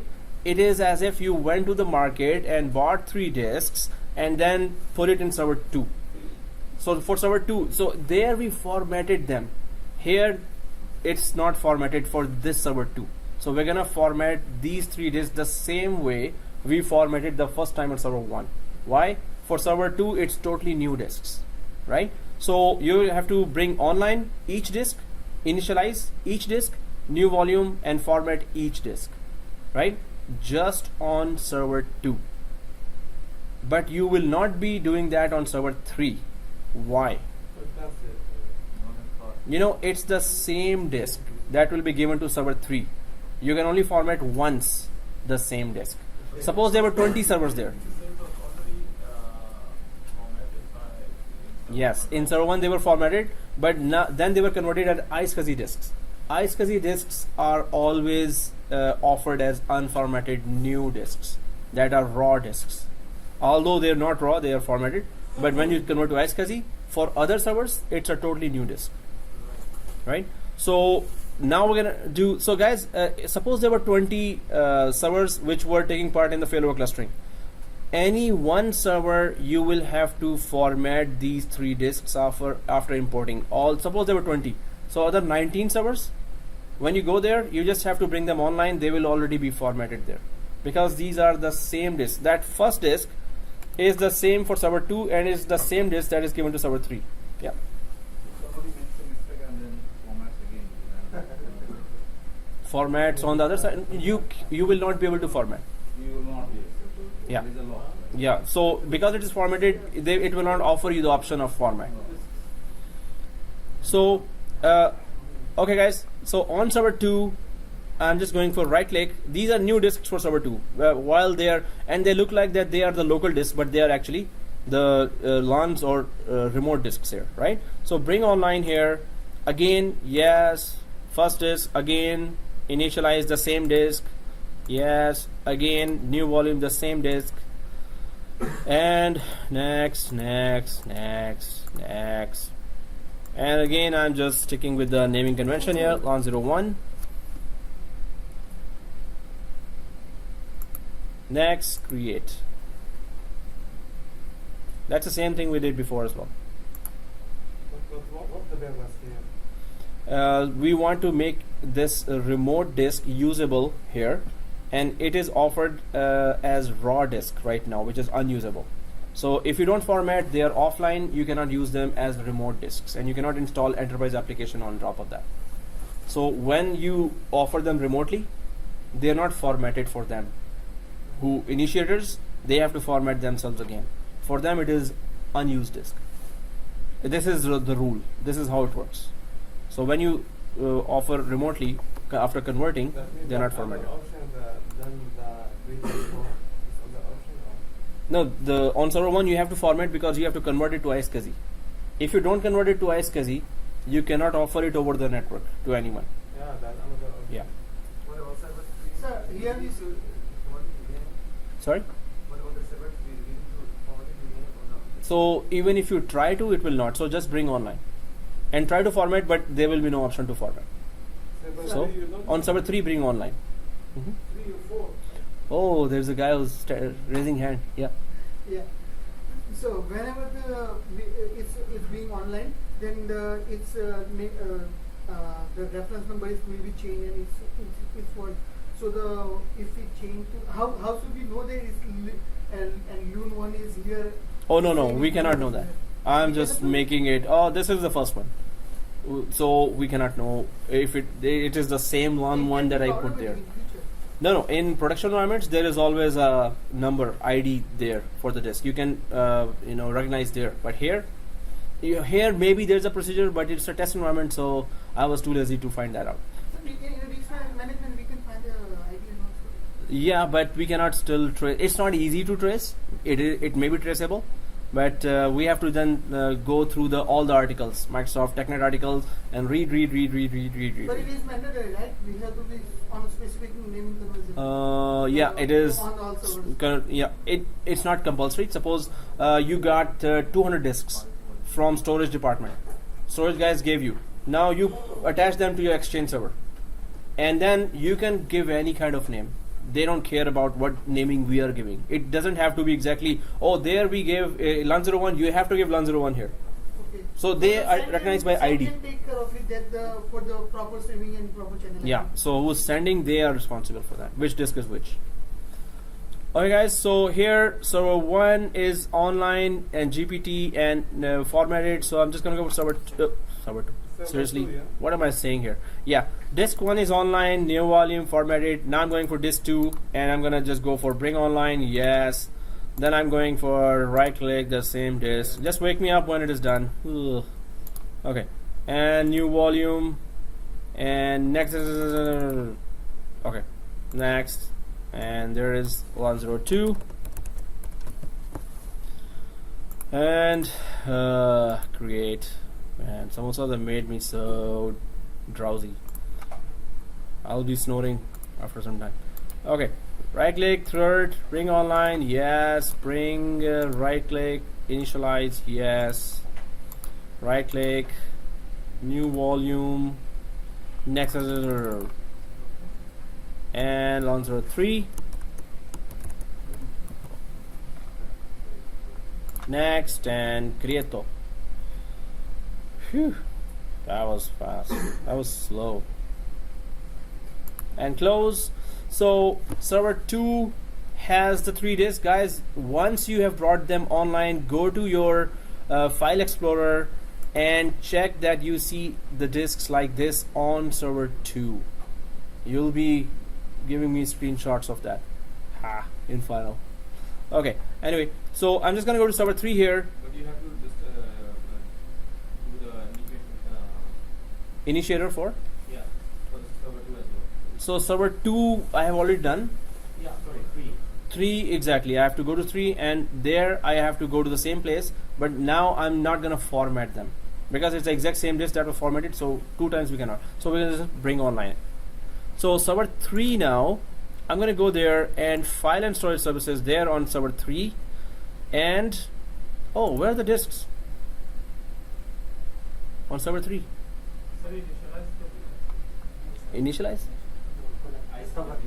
Exactly. Tools, initiator. Okay. So ISKZ initiator, press yes.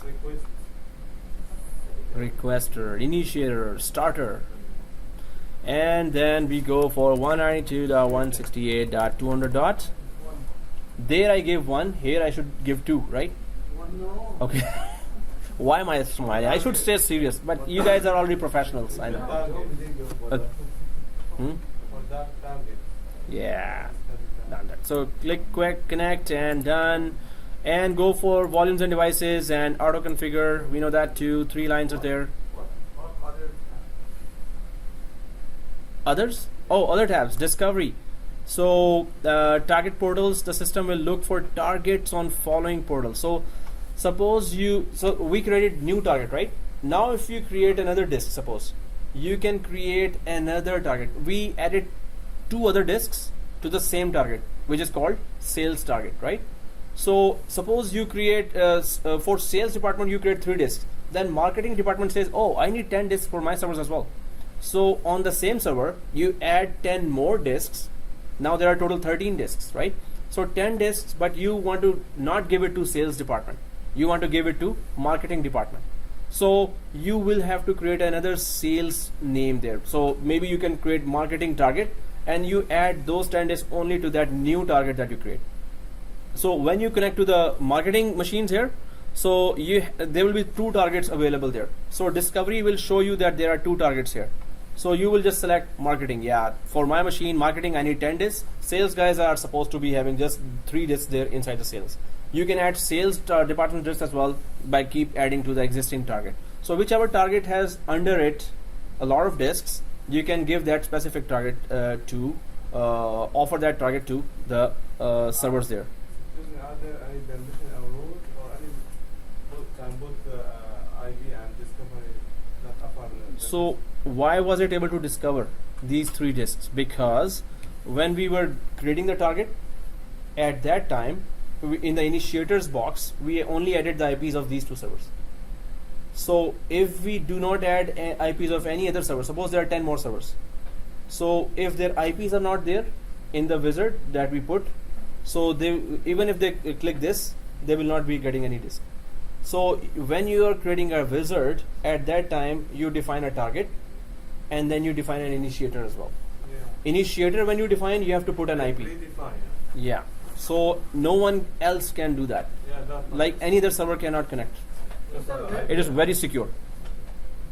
So whenever we don't have any SAN or something like that dedicated device, so the concept similar like this. So the disk are in the server, Yep. beside in the server. Yeah. So you have to just have, suppose there was an IBM server. One of my students was saying, I have IBM server which has 64 disks. So now that can be easily converted to a SAN server. Then you can give 32 disks to one department, create one target there, and here on one server you can create as many targets. So let marketing department discover one target, sales department one target, and whatever disks are under that, they will be given to that department. Right? We understand that? So there could be multiple targets there. Right? So discovery, favorite targets, you want to go for specific targets here. These are the overall targets that you discovered. Right? So whatever target is connected here, that will be showing here. Right? Volumes and devices, what are those mappings that we have? Radius is radius servers added to this list are contacted in the order they appear here to perform. So radius servers, what are radius servers, guys? AAA, that do AAA as well. And for huge traffic, that you can have radius in the middle. That can actually manage all the traffic on behalf of domain controller and also have those features available for all the sessions. That idle session, just kick it out, or if it is idle for 30 days, 30 hours or 3 hours, kick it out. So all the features, radius servers are normally handling a huge amount of traffic, right? So how can this reduce with the NLP and all these things? Radius servers have their radius clients. Radius clients are VPN servers, or they have any servers that are getting traffic from outside. So a VPN server, first any traffic coming to the company hits the radius server, VPN server first, right? So suppose there are 10 VPN servers. So you will put one radius server in the back and you want to regulate the whole traffic. Otherwise, suppose you don't have a radius server.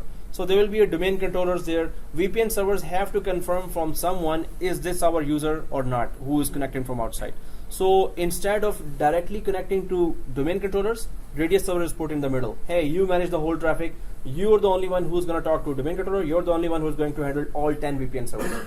So it will have its logs, will have all the records of which connection lasted for how long and was it authenticated or not, and what authorization it has. So domain controller does not do double job then.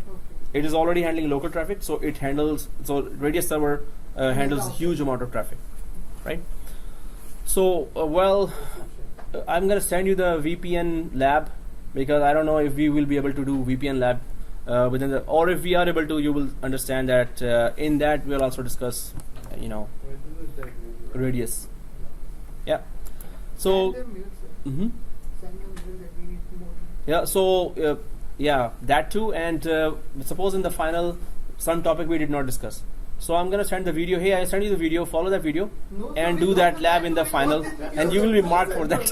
Don't be hard then. Okay. So yeah. Okay, guys.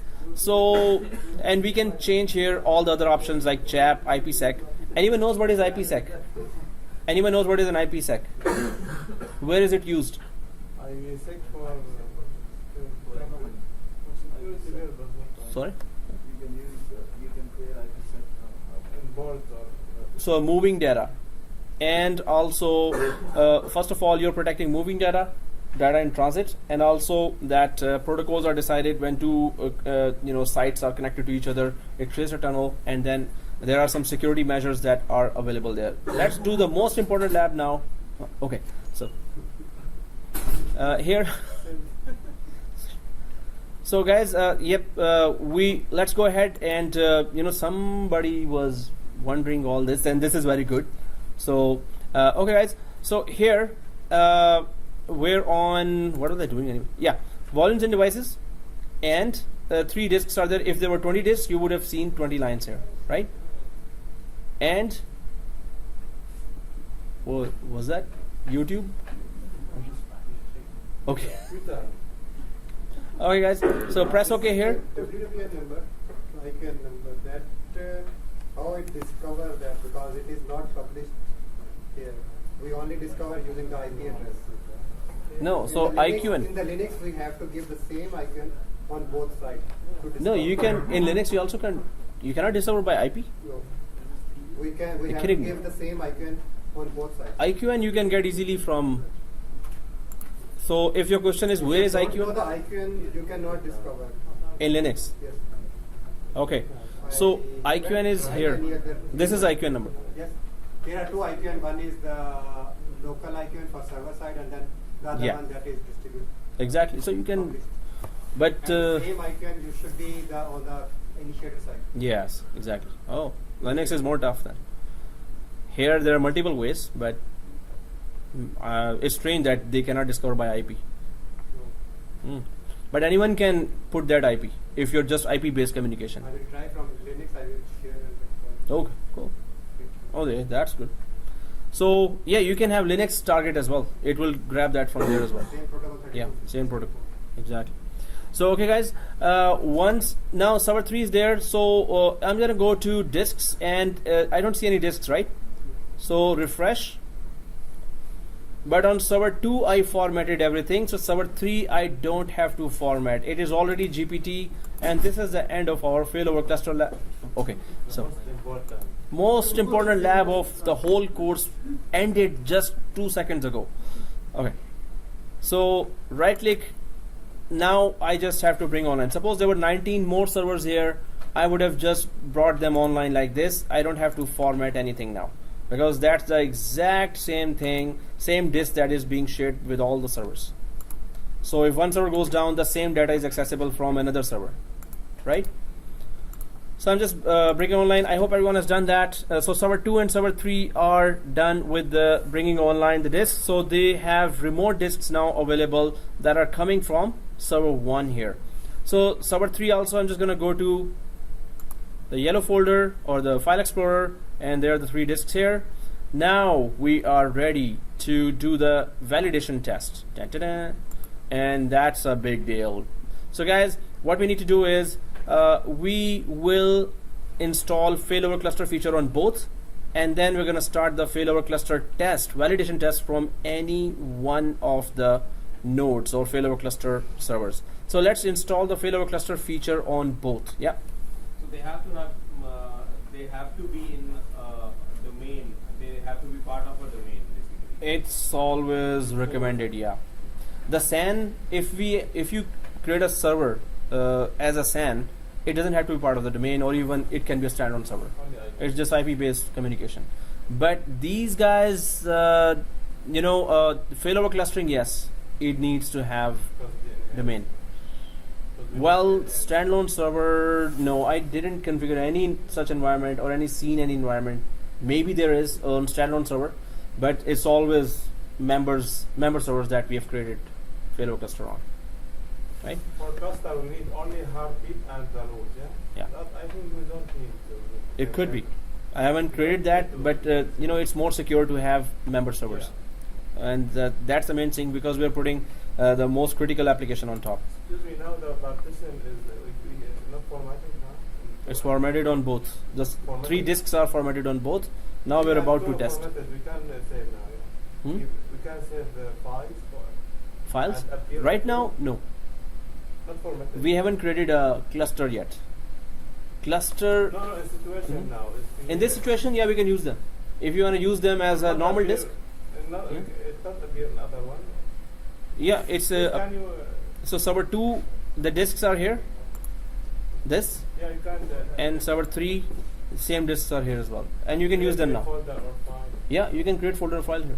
Appear another one. No, it's not supposed to work like that. We're not supposed to work, but through cluster, when you do work on here, yes, when we crash the server, only then it will appear on the other side. So any one server you will be seeing those disks, not both here and here. It's just one disk. Either it will show from one server, or it's gonna show from the other server. Yeah, It's not gonna be both showing. Now, if I create any file folder, not appear. No, Until now. and ever, even until now or ever next time as well. It's not. It doesn't work like that. They take the from the side. Yeah, they will show the data on any one server. They will not show the data on both servers at the same time. Never. It doesn't work that way. Okay, guys. So server 2. Let's go to server 2 and add the failover cluster feature. So let's go to dashboard here and go to add roles and features. Everyone there on server 2? Yes, already. You already did that. Oh man, somebody is really good. Teacher, go ahead. Okay, guys. So add roles and features here, and next, and next, and next, and next. Okay, so it's not on the roles; it's on features. Yay! What is on features? Failover clustering. Yay! Okay, so click that and add features. So we have to do it for both server 2 and server 3, right? Server 2 and server 3. Failover cluster feature. Failover clustering. Click next after selecting that, and click restart. If it wants, it will. Otherwise, it won't. And install. So we don't have to wait for that. Let's go to server 3 and do the same thing. Dashboard. Add roles and features. Next. Failover clustering. Add features. Next. Restart, yes. So now we're going to do the validation test. One, make sure that failover cluster feature is installed on both, right? So we have configured networking, we have configured storage. Now we're going for the testing of our whole environment. And you're gonna see that there will be small, maybe 70 or 80 tests it will do, and it will try to fail over as well. So you will see that failing over the disks. So it will do all the testing and failing over itself, and you must get all 4 greens. Now we finish. Yeah. Close. 3 is done. 2 is done. Okay, failover cluster feature is installed on both, because there's gonna be these are the 2 that's gonna be taking part in the failover clustering. So let's go to dashboard. Let's go to server manager here, and on server 2, this validation test you can start either from 3 or from 2, anyone, but not on both. So we're gonna run the test from server 2. So open the failover cluster manager now. Done. Are you on server 1? No. 2 or 3. 2.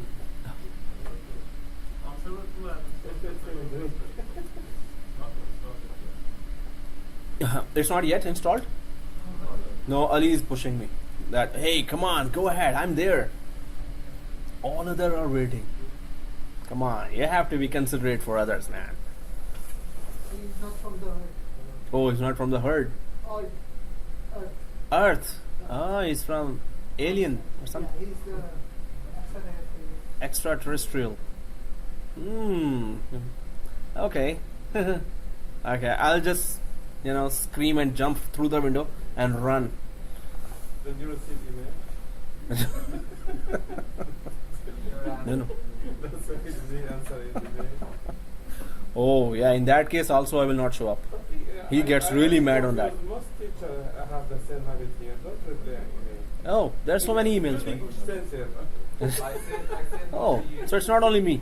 I send Moshi 4 emails. Yeah, you are the best. Yes, sir. You are the We- best. I was facing the same problem with him. Oof. No, you are the best. Okay. So this means, oh, I'm the best. This means I have, in emails, not replying, I'm the best. Don't reply. I really surprised about that. Sometimes important email for you.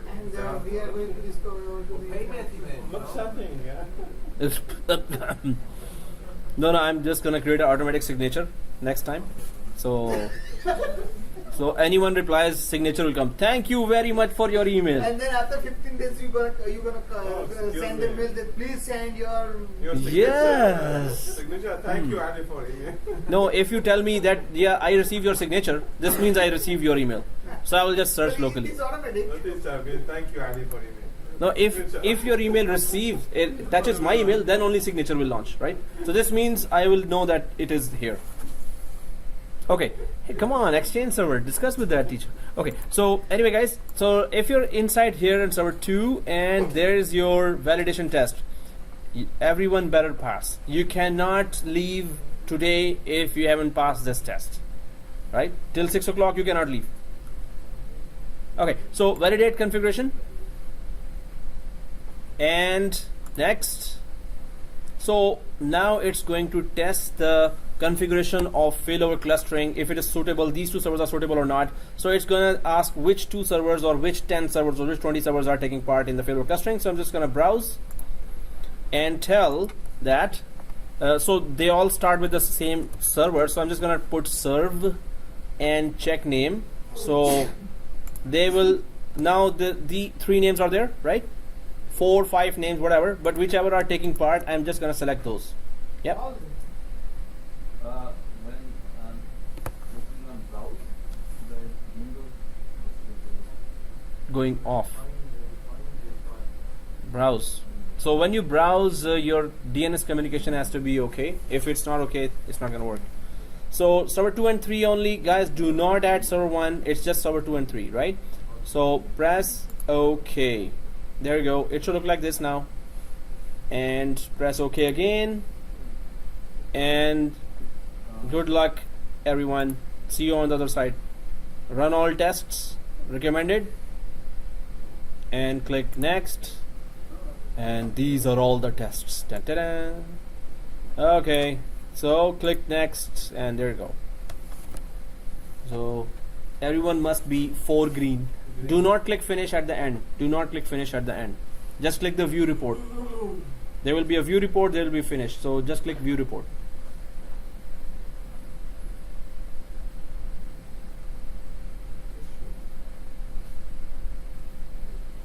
Now that's a good time to finish the next 6 samosas.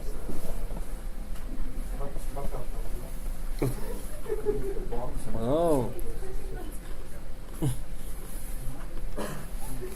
Now, today my wife will be so angry on me.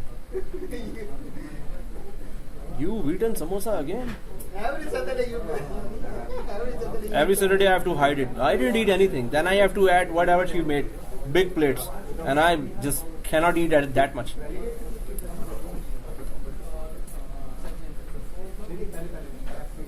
should we repeat all this on server 3 as well? No. On anyone. If you have 50 servers, then only one process can authenticate the process. Cluster manager is installed on my phone. Yeah.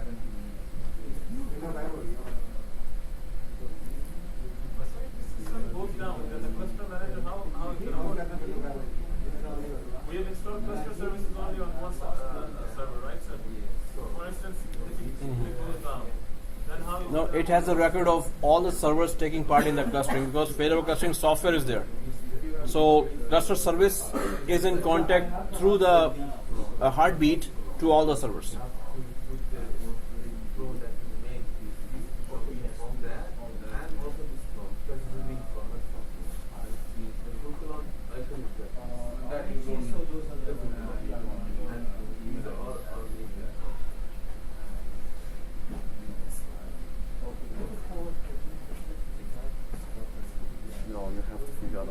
Oh no! We have not. Yeah. Last few left, guys. Very few samosas left. Samosa warning. No, so it's Yeah.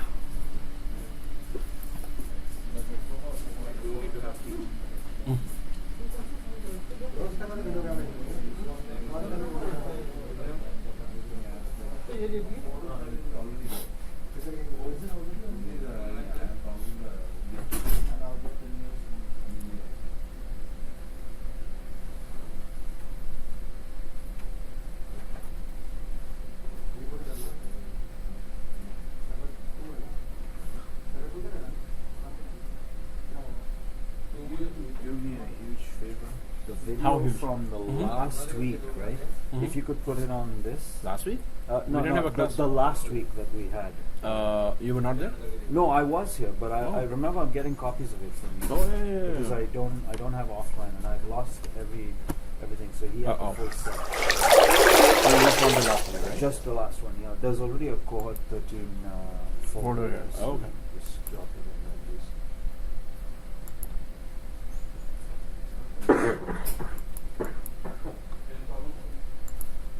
training, right? Oh. It did not detect. There is another new machine, place machine.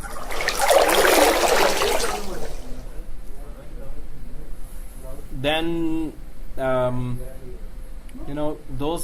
network is not supposed to. We are not supposed to check it. It's okay. Doesn't matter. We have same problem. It's not appearing. Browser. Browse and then that one out. Then cancel and start again, or start from 3 instead of 2. Close on 2 and start on 3. Oh, testing doesn't do it. Click the view report.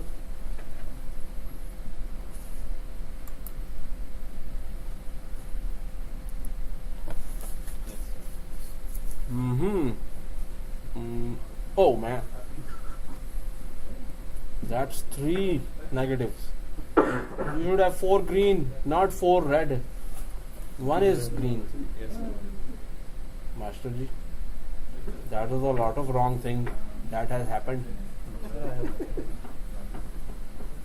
Now what to do? What to do now? That is too much. Okay. If there was one error, we could sort out. Do you have firewalls? Firewalls are off. So check firewall server 1, 2, 3. Because normally they will not let you detect. And then run the setup again. Validation test.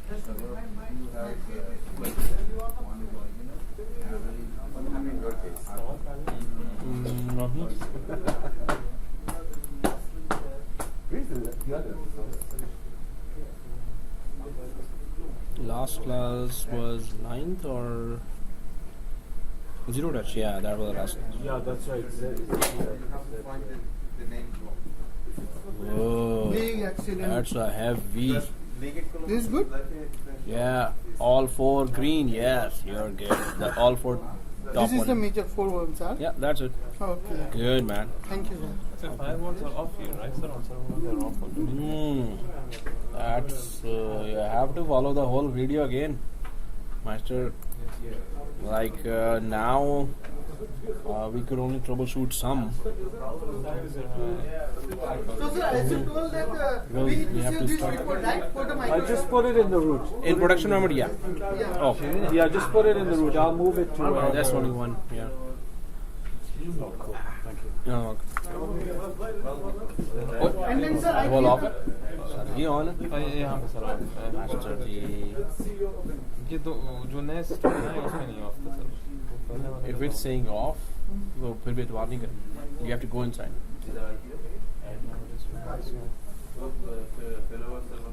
All right, guys. Was I recording all that? Resume, view reports, and close this. So it should be like this. 4. All 4 should be green, right? Is it green for everyone? Okay, if it's green, we're good. We can go ahead with the next steps. So of course, that would be one of the screenshots you will give me for the final.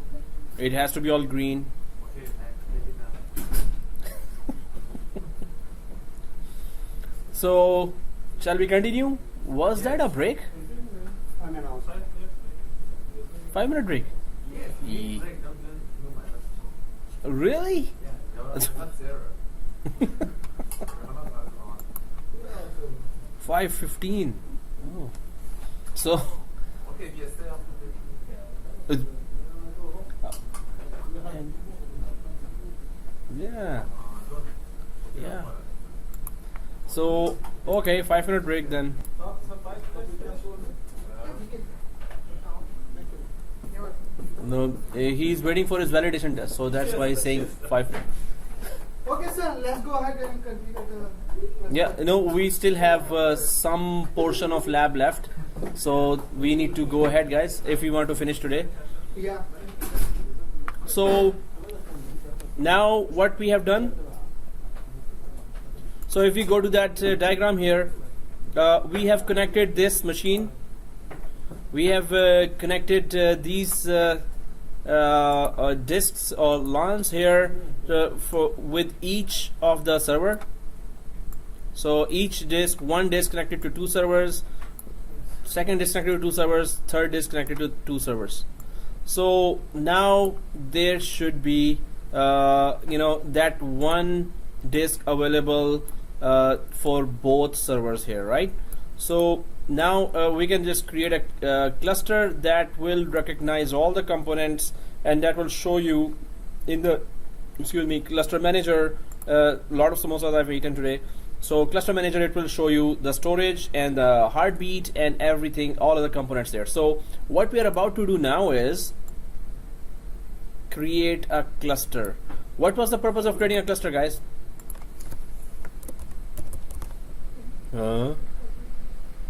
To yeah, exactly. So redundancy was the main purpose, so that it could fail over. So main thing you will say is high availability and failover. So cluster here, we need to give a VIP. What is VIP? Very important.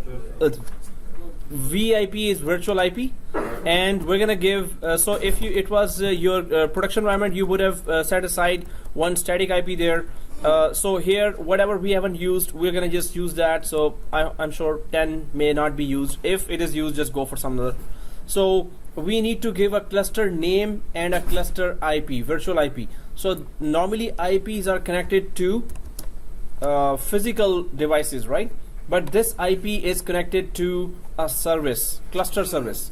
So and we're gonna name it as cluster, cluster Humber cluster or something like that. Any name you can give, but you have to give a name here. So what happens is that cluster gets an IP and a name here and gets registered in DNS as well. So it is not connected to any one physical device here, right? It will be controlling traffic coming from the end users to it will be knowing that which is right now currently the active server. Suppose 3 is the active, so it's going to redirect the traffic through the 3 to the disks here, data disks. If 3 is no longer active, so it's going to go, 2 is active now, so it's going to go through to the same disk that was shared here. In any case, whichever is active, the data will be shared on the disk, and that data is actually living here, right? It is being saved here. One is the Quorum disk, the others are the data disks here, right? So now cluster will be created, and they're going to see or visit all the areas of the cluster to check. But the main purpose of cluster is to make any application that you put on top of it highly available. So enterprise application, when this is the main purpose of a cluster, that you need to put enterprise application on top of that. So first we are reaching our first destination, which is creating a cluster, creation of a successful cluster. So let's just create that cluster, give this name and IP, and then go for the next stage, which is enterprise application installation on top of a cluster. Third stage is let's do the crash test. Da-da-da. Oh, no excitement. Okay, so anyway, let's go ahead and try to continue with our lab here. I call this working. And yeah, Phew. It is working. So do blue click here, and I'm just gonna minimize that. So you should be on this screen. Everyone should be on this screen now. Make sure it is selected. Create the cluster now using the validated nodes. Make sure it is selected because now the cluster wizard will start. So click finish if you got all greens. So click finish. Oh, finito, yeah. So click next.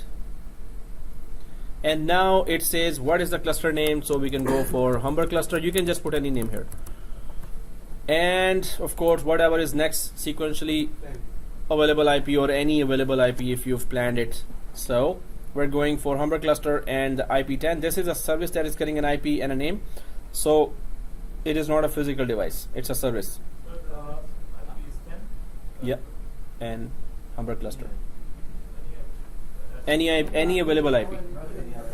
Any IP that you didn't use. And it has to be a static IP. Alright guys, so We are in server 1, yeah? so this is on server 2. The whole wizard is running on Failovercluster manager. So first we did the validation test on server 2 through server 2 for all the whole environment. Now we are creating a cluster here as well. Yeah. If I do it with cluster, so that will let me Server 3? It's okay. No problem. Yeah, any one server you can do this whole thing from any one server. All right. Go ahead. Go ahead and next. So click next. And so not odd. Add all eligible storage to the cluster. So how many disks we have? 3. So this will all be added now. So if we have more than more disks, then the categorize the category sales department and purchase, and then how can we differentiate here? So the targets are differentiated when you go to the initiator. At that time, if there are multiple targets, you can they both will appear and you can select which one you want. But here we didn't. Not here. You have to select it in initiator level. Okay. Only there you can select that. Once you select it, that's it. It will just grab whatever disks are there. So, okay guys, you can see that it automatically accepted this. Excuse me, can you explain again Quorum?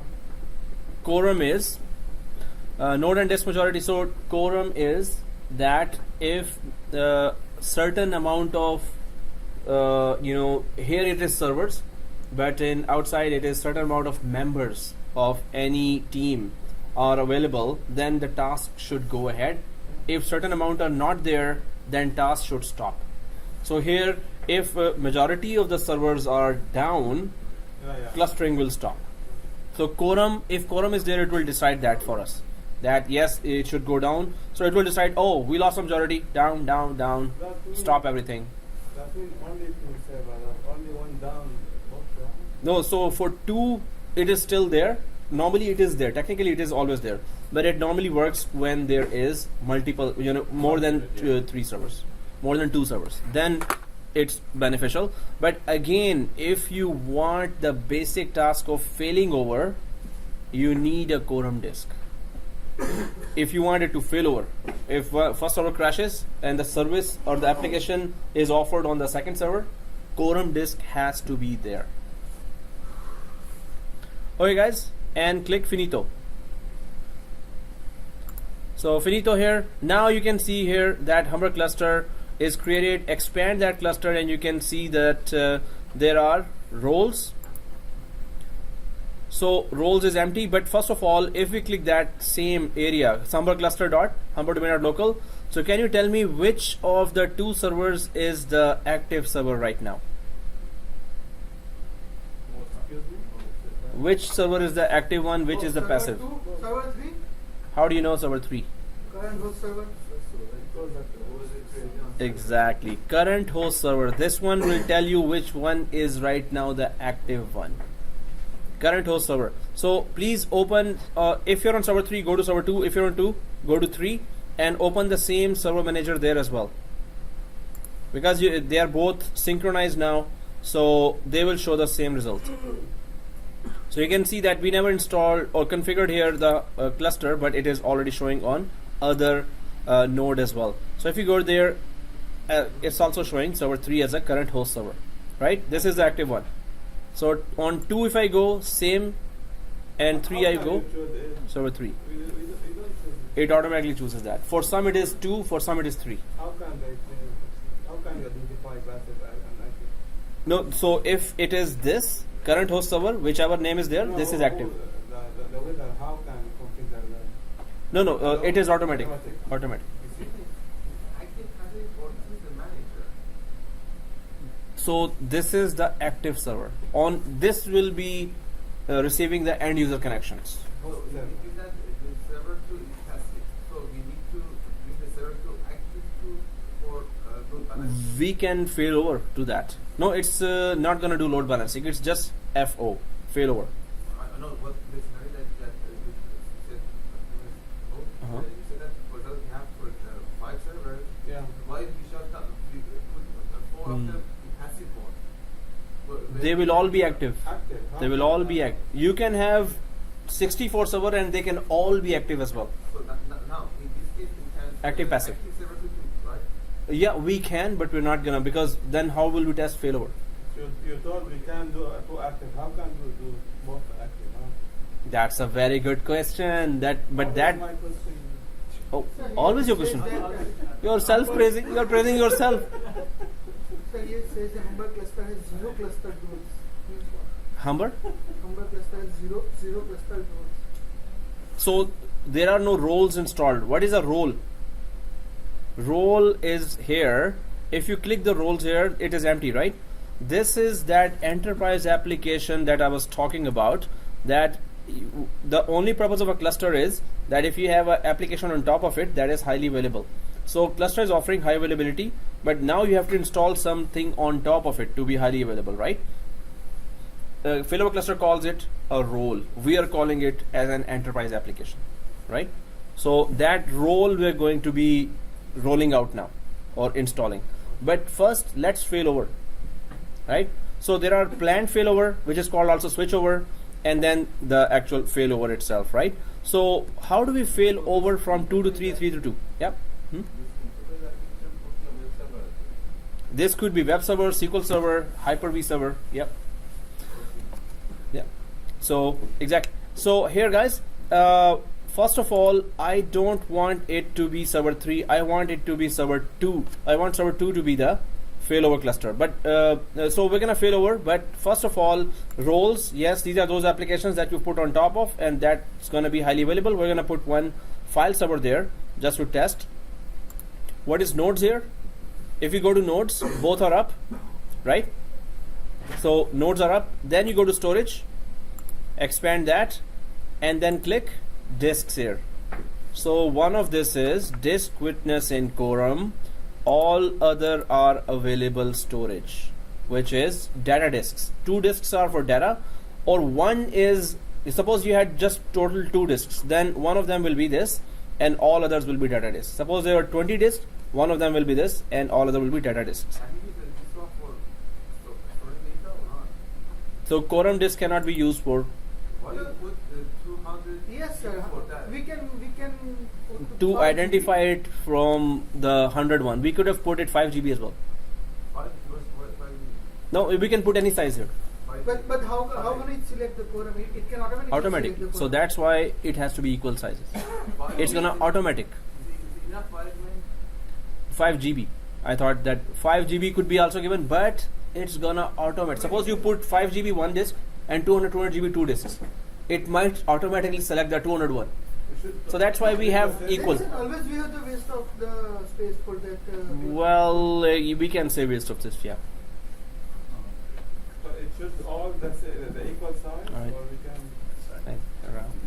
Can we add, for example, we add just one 5 GPs and create a failover cluster and then add two others to massive volume disk? Actually, this is a longer way to do it. Yes, this is one way we can do it. The other way is we can make any other disk. So first it decides itself. Then we can make any other disk quorum ourselves as well. Yes, sir. Oh, okay. Let's go ahead. Yeah. No, I had six samosas, so I'm really overwhelmed right now. Yeah.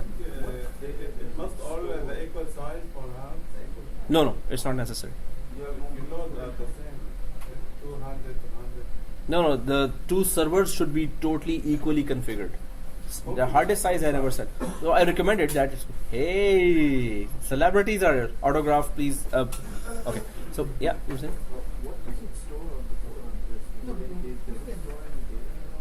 It's just information that it updates for the current status of the whole cluster, which is very small data. It doesn't take much space. So we can later assign 5 GB disk to the Quorum disk, right? As a We can add one more disk that could be 5 GB, and we can assign that ourselves as well. Yes, we can do that. Okay. Hey, that's gonna take long time. We still have a long lap to go. Okay. Yes. Good. Okay, guys. So here we don't have pools of disk here. Storage pool and storage spaces. That is a concept of storage that we're going to be learning. So till this is just a collection of disks, right? But we have just 3 disks here that has not been grouped together. So separate disks are also okay, and or pools of disks or grouping of disks is also okay. Now let's go to networks. And we see 2 networks here. Yay! So one is cluster network 1, cluster only. And if you select that and go down here, it shows the heartbeat network IP range, right? So for the cluster network, cluster only. And then when we go for cluster and client, it shows the regular network IP range. So above, and this is heartbeat network, right? So this is just showing that our cluster configuration is okay. So let's go now to failover. How to failover? I don't want server 3 to be active. Well, they're supposed to be both same. Yeah. I have both the networks, cluster and client. Oh, so you're the lucky one who doesn't. Do you have a quorum disk there? Yes. Okay, both are cluster and clients. No, it's about the IP. So you gave 10.001, 10.002. So because cluster only, it has to detect that range separately, or it should be heartbeat range. It doesn't have to be 10, but it has to be heartbeat configurations have to be detected there. But I think it's if quorum is there, at least it will fail over. For our lab, it's going to fail over, but that's it should not be showing client for both. But it's going to work for the lab we're doing.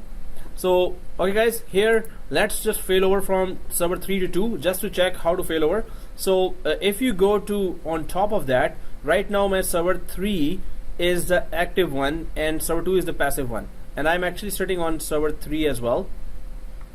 So if it is active, go to that server, although you can do it from server 2 as well, it doesn't matter.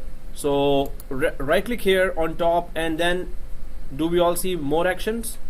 So we can go for move core cluster resources here, and then it says either you select a best possible node, best possible other node. It means this means we only have the other node, that's the choice, right? Or select node that also goes to the other node, right? So we can go to select node and just check how does it look like, and we can next time go for best possible node. So we can select node here, and this is the only other node here. Select that and press OK. So what it does is it just fails over to the other. Now this is the active one. So if I go to server 2 as well, just to check that did it update what I did on server 3. So if I go there, it is already on 2 as well. It is totally synchronized. Whatever settings you do here, it will be showing there as well. But that's okay. So but that's only that we have successfully installed the cluster. Now the main purpose of installing the cluster was to have an application high availability there. So let's go for that lab. First of all, we have to install a role on top of it, right? So let's go to the role and right click the role, and you can see here virtual machines. We can install virtual machine on top of that as well if Hyper-V role is installed, which is not right now. So let's go for configure role here. So click the configure role and you will see this window open. Now we're going for the main purpose of installation of the whole failover cluster to have a role installed and make it highly available. So you can see that all these types, DFS, distributed file system, DHCP, file server, and generic application, Hyper-V, ISQL target, messaging queue, virtual machine, wins, all other, and then there's other server, it says, that provides a client access point and storage only, add an application after completing the wizard. So anyway, we can add third-party application here, but what we're going for is file server, so we could understand that how failover clustering really works. So as soon as we put file server, you can see here the required role or feature, file services could not be found. So if you want any application highly available, you have to install that same application on top of all the nodes, and nodes are those servers which are taking part in failover clustering. So we're not going to install that on server 1 because it is not taking part in failover clustering, but only on server 2 and 3. So I'm just going to cancel out from here because I did not install that file services application or role in the background, so I cannot make it highly available. So click cancel here. I just wanted to show you the error and keep this window open. Let's go down to server manager, and on server 2 dashboard I'm just going to add roles and features. Add roles and features, click next. Role based or feature based installation, next. And it is asking because it has added those two servers from the cluster wizard. So I'm on server 2 here, so I'm just going to select server 2 and next. And then where is that file services? I'm on the roles window on server 2, so I'm just going to go for, sorry, select server 2, or if you're on 3, select 3. So file and storage services, It was file server. Because we need to use SAN. it's the easy way to check the crash test during File cache. server only for say example. Yeah, so file server should be highly available. Managers files and CEO's file and directors files are there. But SAN different. Why you choose that file? No, SAN is offering disks. Yeah. Disk on top of disks we are installing. We're installing file server on the those failover cluster, and file servers service files will be available on the disk. So if the server goes down, the disk will be accessible from the surviving server. No, I know that, but I want to ask like normal this. How can what shape role I use? Here only file server. No, so we can use all those roles which I showed you, and we can use from SQL Server as well. We can use for any other big application. We can use failover cluster. Web server also. Yeah, web services, exactly. We can so we're using as an example file server. I want to use like any normal disk for booting or something. Which service I use? Which server I use for booting disk? For normal disk, I storage because. Yeah, so there is a local disk already there from where it is booting.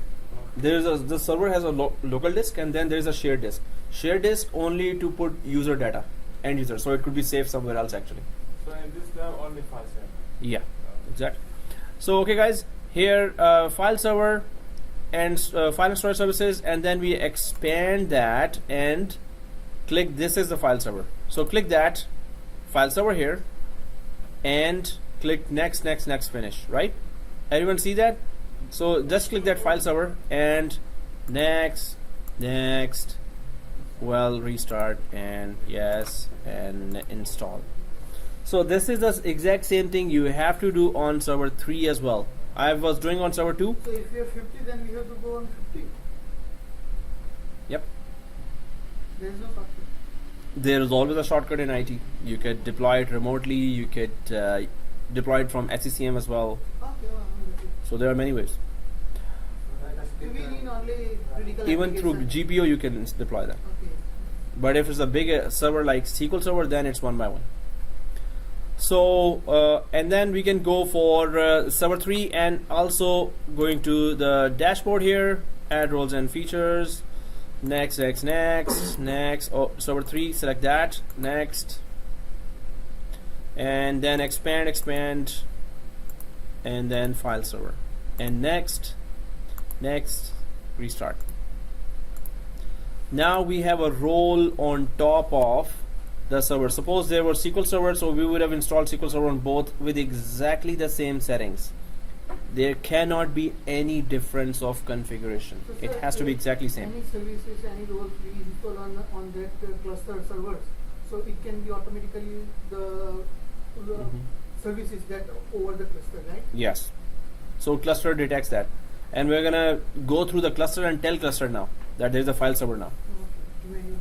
Yeah. All right. It is installed for me, the role. Now that was the purpose of actually configuring the whole cluster, just to have some application or role highly available on top of it. So now file server is installed on both, right? So right click on roles and then go back to that same configuration. Now it's not going to give you the error. So configure role, and before you begin, click next. So there is the file server. Now nobody sees an error, right? Okay, so let us go ahead, let us and salad. Okay, let us file server, next. And there are two types of file servers. So one is for general use, second is for applications to put data. That's the advanced one, scale out. It also you can add more servers, file servers to this group of file servers if you want to go this way, but we're going to go for general use file server where Linux users and Windows users can save their data. It also supports data deduplication. So anyone knows what is data deduplication? Data deduplication. Yeah, that means no duplication. Exactly. So this just means that if you have 3 copies, Finding Nemo movie you have in one disk, so it's going to data duplication will scan the whole thing, and then it will delete 2 of the copies of Finding Nemo, and instead it will put shortcut for that, and only 1 copy of Finding Nemo will be in the disk, and other 2 will be deleted, and instead there will be a shortcut created there. So it should be the function, the 2 files should have the same name. Exactly same properties, attributes. It will scan thoroughly inside. Only shortcut. But So it will create shortcuts then. But if both have the another name, then different name, Then it will not touch. and what is the difference between? Not only name, all properties, size and date creation, everything will be scanned. If everything is same, then only it will delete. And what is the cache server? Difference between the cache server and this one? Cache? Cache server. Cache server is just for caching the all the stuff. Like proxy server are normally cache servers, right? Proxy server. So when internet site is accessed, so it is all cached inside. So if you're just saying cache server, so it would have it would have bitcoins, so that is considered as cache as well, right? Okay, cache server, right? If you have bitcoin, that's a cache server. So no, it's locally cached or locally saved. You're saving the files there. So what is cache server with what we're talking here? Can we build more? Yeah. Yeah, now we can have mining data, blockchain and everything, Bitcoin mining. So yes, was it written here somewhere? Cache server? Okay, that is something there. The concept is similar like that you say. That's why I asked you. Data deduplication. No, deduplication is it deletes similar files and just keeps 1 copy of that. Cache server just it locally stores for faster access. That's the difference. So okay guys, let's go ahead. Let's select the general use file and next. Now what is this? Hey, didn't we see that in the cluster?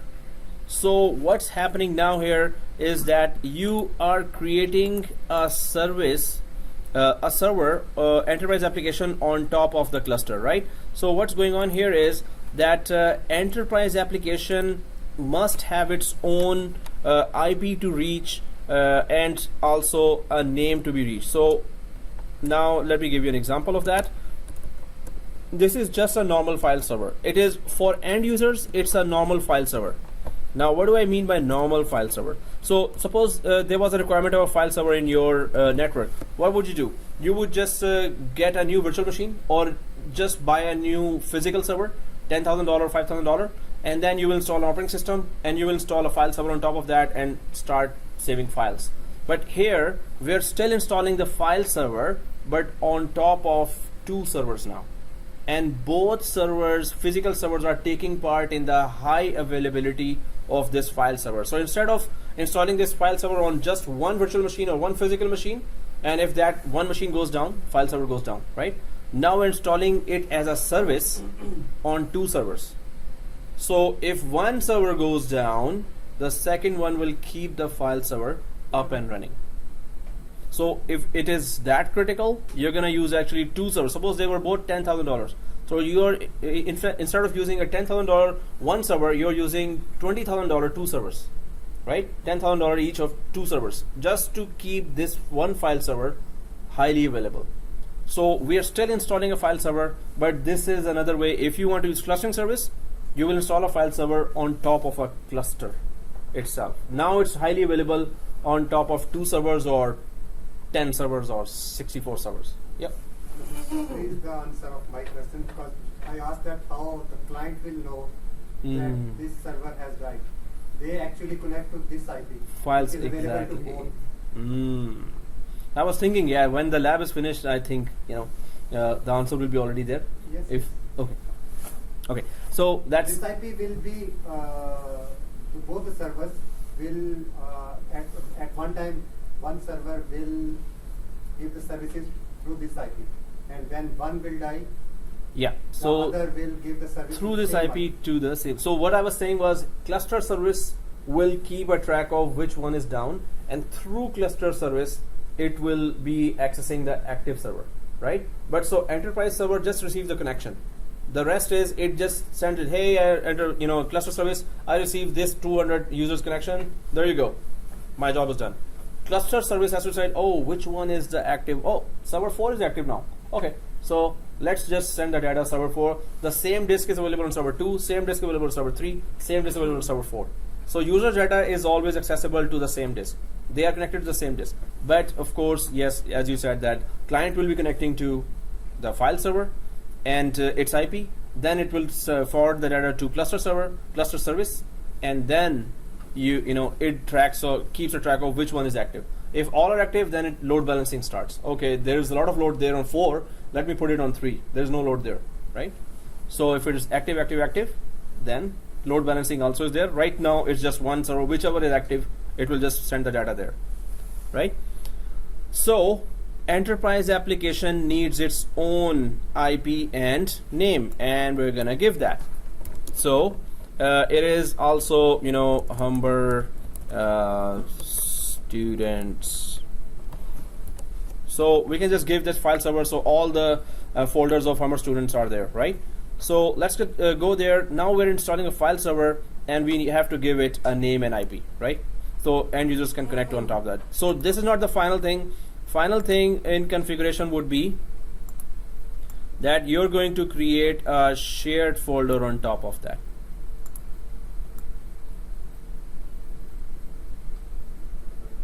It's so much fun, right? Oh, okay. So here, and so we're going to be creating a because it's a file server. What does file server contain? Shared. Files. How the files are accessed? by browser. Shared folders. So \\, and on top of this is what the end users are concerned about. They just care about, hey, where's my shared folder? That's it, right? So shared folder, and we're going to be creating here Humber stud and then \, student shares. So we can just put a shared folder on top of this file server, because file server, if it is there, then we can create a shared folder, right? This is where our setting gets completed on the server side, on the cluster side, and then we can go to the client side and actually start using this share. So we are on this stage where we are installing a file enterprise application or a file server. Then on top of it, we're going to be creating a shared folder, right? Then we're going to crash the active one. Dun, dun, dun. Okay, so let's go ahead. Here, we have to give that name, and what did we decide? Oh, I already forgot that. 6 samosas does it, man. So Humber Students is the name and IP is 11. So the file server name is Humber Students.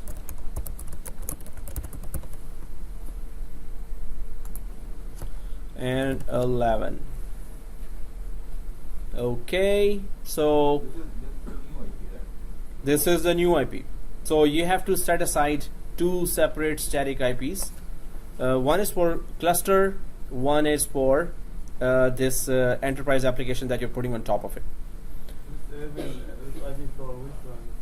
This IP is for the enterprise application that in the diagram. So first cluster IP is this, but for enterprise application this is the IP. So it is sitting on top because it will be highly available now. Every application is one IP.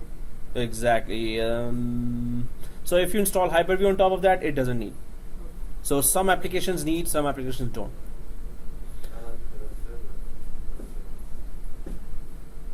I have one. Oh, okay. Loud thinking. Yeah. Yeah. Where you see only Oh. computer system showing just one network, I have the both networks, the one for the IP and another one that's my normal network is also shown there. So is it on this page? Yes. You're seeing 2 IPs. Okay. Something somewhere is wrong by somebody. Okay. So some one step maybe because networking side you have to follow. I think still it might work now. So we cannot pinpoint. Uncheck it. That's what I. If you uncheck, that's okay. Yeah, you're good. If it is giving you the option of uncheck, that's good. So if this IP is only given, yes, we're good. So next, Humber Students and yeah, 211. So next here, and now we're installing an application on top of the failover cluster.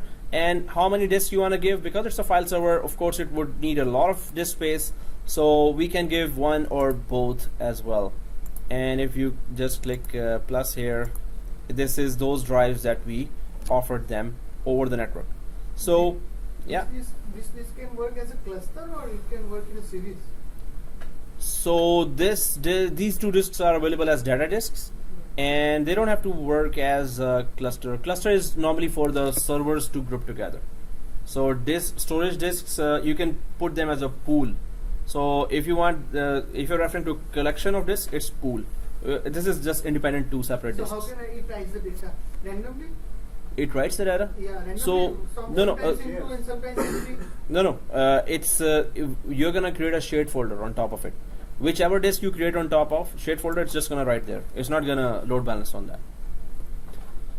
Okay guys, so selecting both of those and click next. And there you go, the application is being installed, yay. And you cannot see Quorum disk of course, because it's not used for data, right? So click next and Configuring Failover. and click finito. Now the task finale is so yep, shared folder. Hey, how do you know that? Okay, so let's go ahead guys. Now be careful about this. So which server is your active server? Check that. In my case, mine is server 2 is active. In your case, if server 3 is active, go to that server now. Whichever is active, go to that server. Next task, if you want to create a shared folder, you have to be on the active server, not the passive one, right? So I'm on the server 2. Server 2 in my case is active, so I'm on server 2. Yes, I'm okay. So otherwise, the next step you will not be able to do that if you're on the wrong server. You have to be physically on the active server now. So let's click roles here, and I know that server 2 is active in my case, and the file server is here. So I'm just gonna. Hey, how did you know that? You did that course 2 times, right? Oh, okay. So right click here and click add file share. This one. So click the add file share. Everyone sees that? And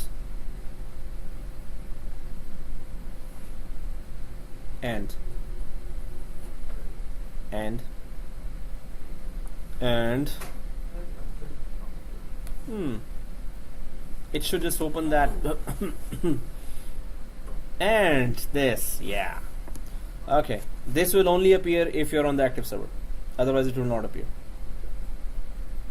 So okay guys, now it is asking, okay, I'm a file server, what do you want to create on me, sir? So it is just a simple shared folder that we're creating. SMB share is used by Windows network to share files between each other, and NFS share is used between Linux computers, right? So then there is advanced file server features. If you want, then you can go for that. Let's select the quick one and then go for next. Quick and then next. And now you can see that which disk are you being offered here, right? So let's click the E disk here, but we cannot select both. So we can only select one for this shared folder. You can create as many shared folders, right? In the same disk or the other disk. So I'm just selecting E here for the shared folder and click next. Now here we have to define the shared folder name itself, and it is student shares. So you can see that automatically this is the end user share UNC path. This is the path that end users are interested in, right? So you just created that, and you know where it got created. It got created on the shared disk or the LUN. So we are accessing that LUN from server 2 while it is actually living on server 1 here, right? So let's go. So we can remember that, right? So right click here and copy this one, right? So we're gonna go to the, there's a question or scratch on, okay. So next, and then it asks for all the high availability features and security features. So enable access based enumeration just means that you can put more extra permissions there, or enable continuous availability. Yes, we want continuous availability, and that's why we did the whole thing. Allow caching of shared caching. Now it comes down. Okay, so offline share, guys. Anyone knows what is offline share? That when you share, suppose you're connected from VPN and you are accessing a shared folder in the company, then you disconnect from VPN. What happens? So the whole contents of the shared folder are downloaded to your computer as well. They are offline available as well. So this is available, this is okay. And encrypt data access. So if you want to encrypt, it's okay. Otherwise, let's just leave it for now. Oh, this is just for security, of course. And the top option and below the bottom option is for security. So yeah, and security. Okay. So okay, next. Okay, next here, and who can access this share? Everyone, full control. So it's already very secure. Everyone full control, seriously. Okay, so yes, it's okay, doesn't matter for now. So nothing to do here. Click next, and that's it. Creato and closo. All right, so now shared folder is created. Now the time for test has begun. Dun, dun, dun. One question. Good. I can't see the LUN 2 in my Explorer. So when we fail over, it doesn't move. It doesn't show there right away. Just LUN 3. Yeah. So LUN 2 is, so it should update then. Sometimes it is. No LUN 1, no LUN 2, just LUN 3. Just one. No, LUN 3 is your Quorum. No, Oh, LUN 1. LUN 1 is your Quorum. Well, 1 then, and 2 done. so it should be on the other one, right?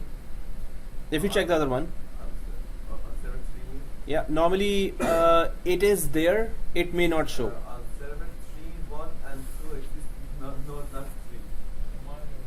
So you selected only one when you were installing on the shared folder, right? We were only able to select one. You would only select one, right? Yes. You can't select one. Which one did you select? So it's not, it's missing now, right? No, 2 is missing on server 2, but on server 3 is missing. So which one is active? 2. And it is on 2. On server 2, that is active is only not 3. Yeah. And the one you chose was 2 or 3. Which one you choose during the shared folder? 2. So the one you chose is available on the active server, right? So end users will be connecting there and they will be saving data there. Normally what happens, you know, The one I chose on active server and create a share folder on that was not 2. But Okay. not 2 is gone. oh, it's gone. Normally it is there. So trust Microsoft for something. So let's just trust Microsoft, but it does show sometimes. So one line is there because we shared folders, so they do not update right away. So after some time when you see, oh, they're there. So normally it is not, we're not going to directly use that there. We're going to be using through the file server only. So even if they don't show, they're still there. So it's normal to then gone one is gone. Because It's not gone, it's there, but it's not showing right now. It's not updated. one, two, Yeah. and three, they should be here. No, the quorum should not be showing. No, Chrome. Other than that, data disk can be not showing and showing. It happens, it's normal. Yeah, you were saying? For me, Quorum is good. Quorum is showing, it's okay. Doesn't matter. And other 2 is not. No, right now, you know, they are not supposed to be used locally. They may or may not show at any given servers, but with file server and clustering services, they are controlling that disk.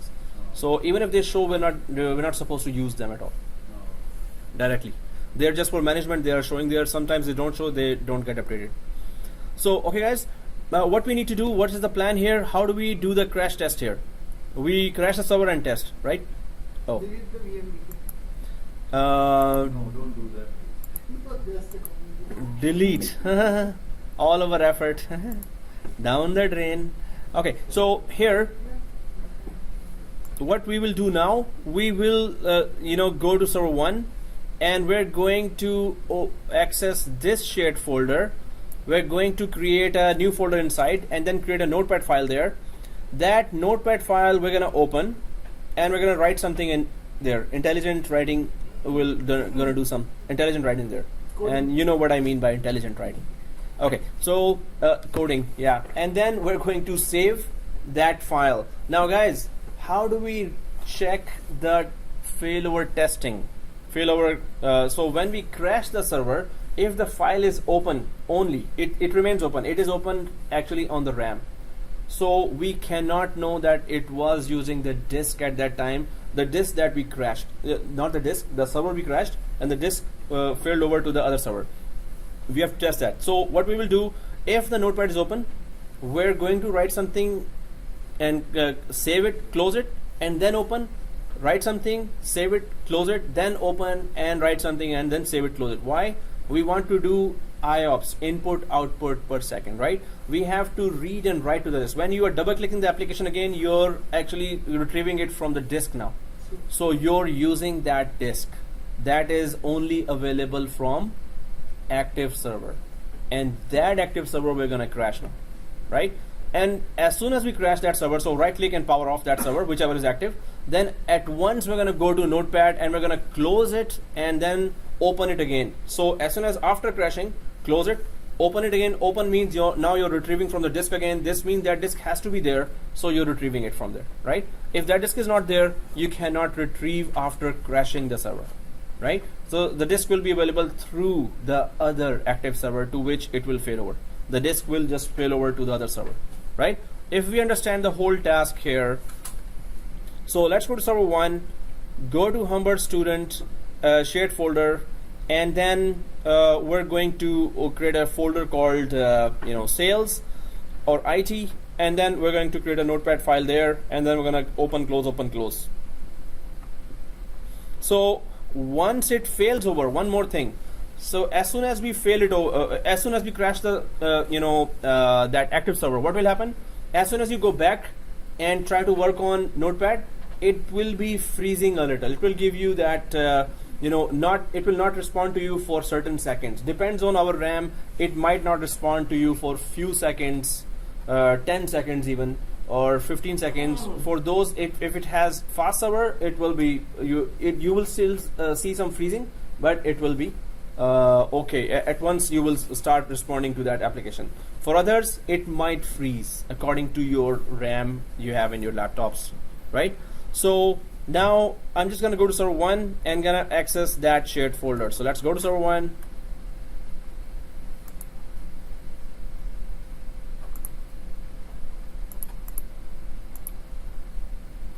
Server 1 here, and right click here and go to run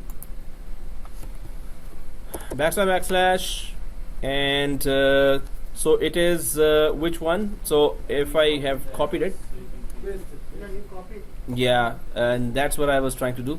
So it's not pasting here. So so it was student Humber, yeah, HUMBER, Humber student / if that's the correct one, and then was it Humber student for me? Did I put Humber student there? Student shares. Oh, student share is the rest one. Shares. If it was there, it would have. I think this is wrong. But anyway, let's see. Press OK, and it is wrong. I think I didn't. Humber student or S. There is S. Thank you for that. Oh, thank you.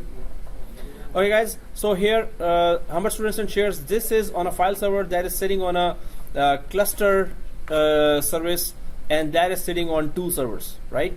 So we are supporting this shared folder on 2 servers. If one goes down, the other one will keep that folder up.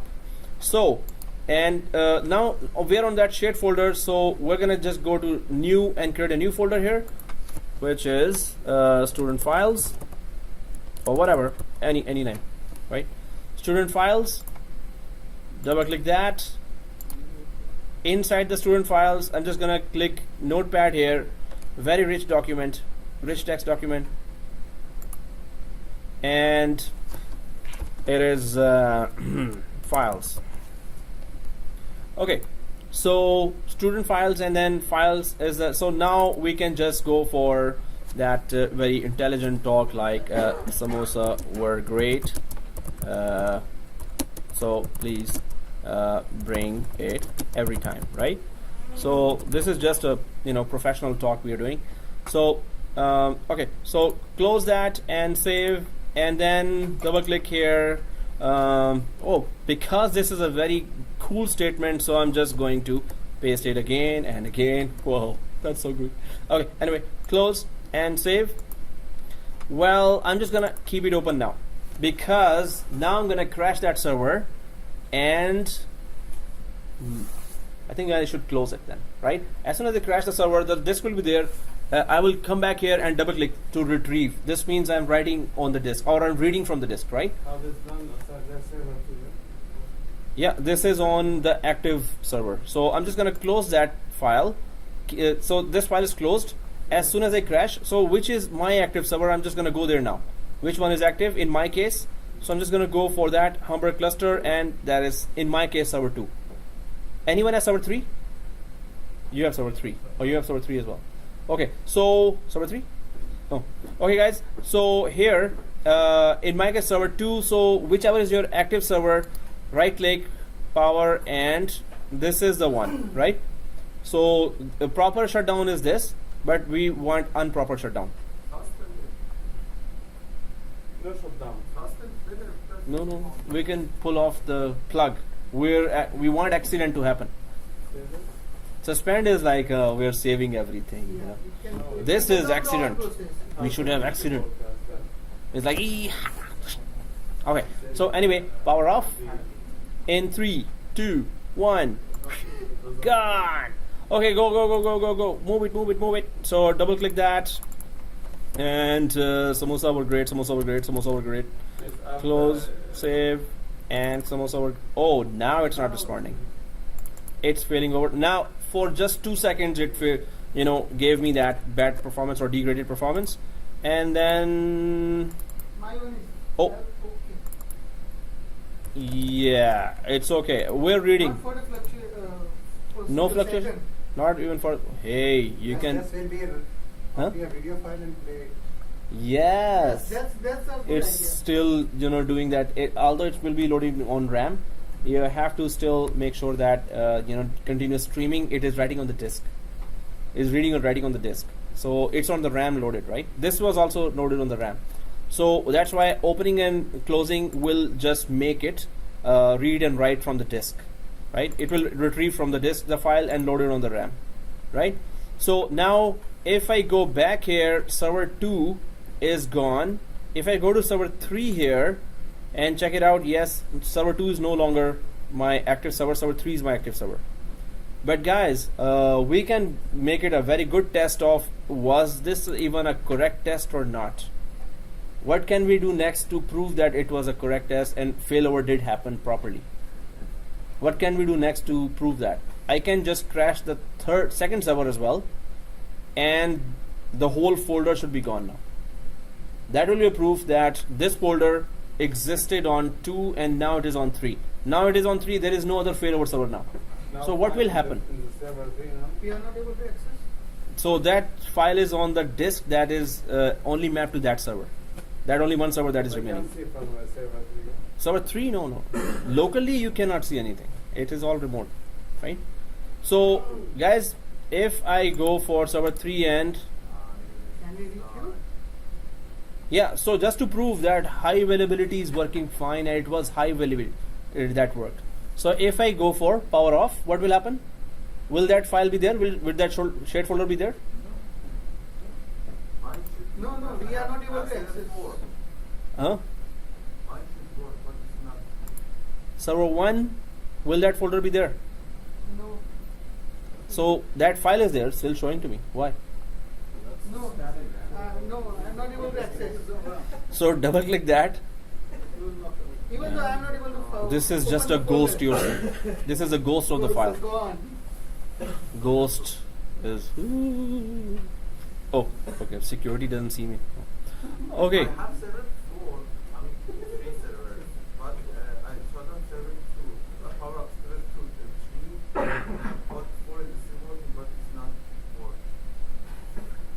working. Did you do all the tasks on 4 as well? Hey, that's a good thing. Wow. So 4 was a node. Yeah, it's no, it's not working. I think you missed something there. So that's why do the easiest thing first. Then go for complicated. If this is successful, you can do complicated. Right? Yeah. So yeah, it's Now shut down the it's server. gone. Let's go to the home. It's gone. Let's go for the next topic now, guys. We have already shut down 2 servers. Look who's talking about going home. This is the guy who used to say, "No, we're gonna stay here till 7:30." No, I understand that you all here since 8 o'clock. No, we can continue. 8 o'clock. Since 9 From yesterday. Wow. So We can continue. Only Dharmendra is After saying, input, then huh? we can continue. From yesterday. Can we still access the file from storage? Really from yesterday. There's no way. so it's remotely just accessible from those servers only. I mean, to access from local. From yesterday. Yeah, is there a channel from local to access? The file are still there. You cannot access from there. No channel. No channel. Okay, guys. So let's start the server and start a very big, long new lab. Yeah. Which one is this, sir? Yeah. Which one is One this? condition, Hyper-V. if you hit all of them, Then what? all of them, then continue for line. Are you kidding me? I can't even move. Oh, there's a question. Yeah. Why it is saying access is denied on the second file, second node? Second node access is denied. That is, I opened the same file, read something, trying to say, first is I have crashed, right? You're saying access is denied. Well, we were all able to access easily that same, but maybe during the creation of the folder, if the permissions were not properly there. Even, did you say there is permission on Quorum? Yeah, nobody did. So, well, you can close and open. Now we can start the server and then open it and we can fail over. Then you can check. But otherwise, just go to shared folder and put the permission everyone read and write. Okay, guys. So it is fully. So this is coming in the final. You have to do the whole lab, and I'm going to be asking you specific configuration areas. You have to do the whole thing to get to those configuration areas, and this is good for you, right? So So do that in a fresh Word file, not in an existing previous format. existing is okay, right? No, sir. It's not. No, only you're saying in last 5 years, you're the only student who's saying that this format was No, not sir. good. Many Nobody years else. are- Many years are facing their problem, but they are not able to say in front of. Oh yeah, they're shy. Yeah. No, they're very friendly. Come on. I They want say to it. make both active. How can you reduce it? Both? Active. Both? Oh, that's if you wanna sit till. It's not one step. There are multiple steps for that. New lab. This is nearly 10 or 12 steps there, one by one.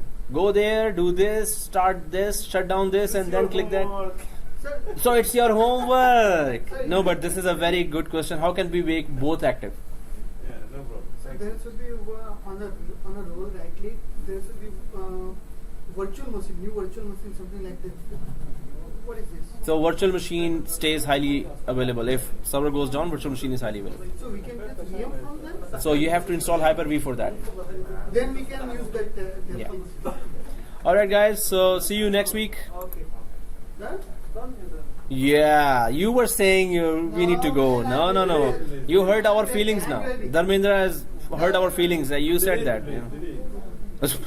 What? The whole exercise.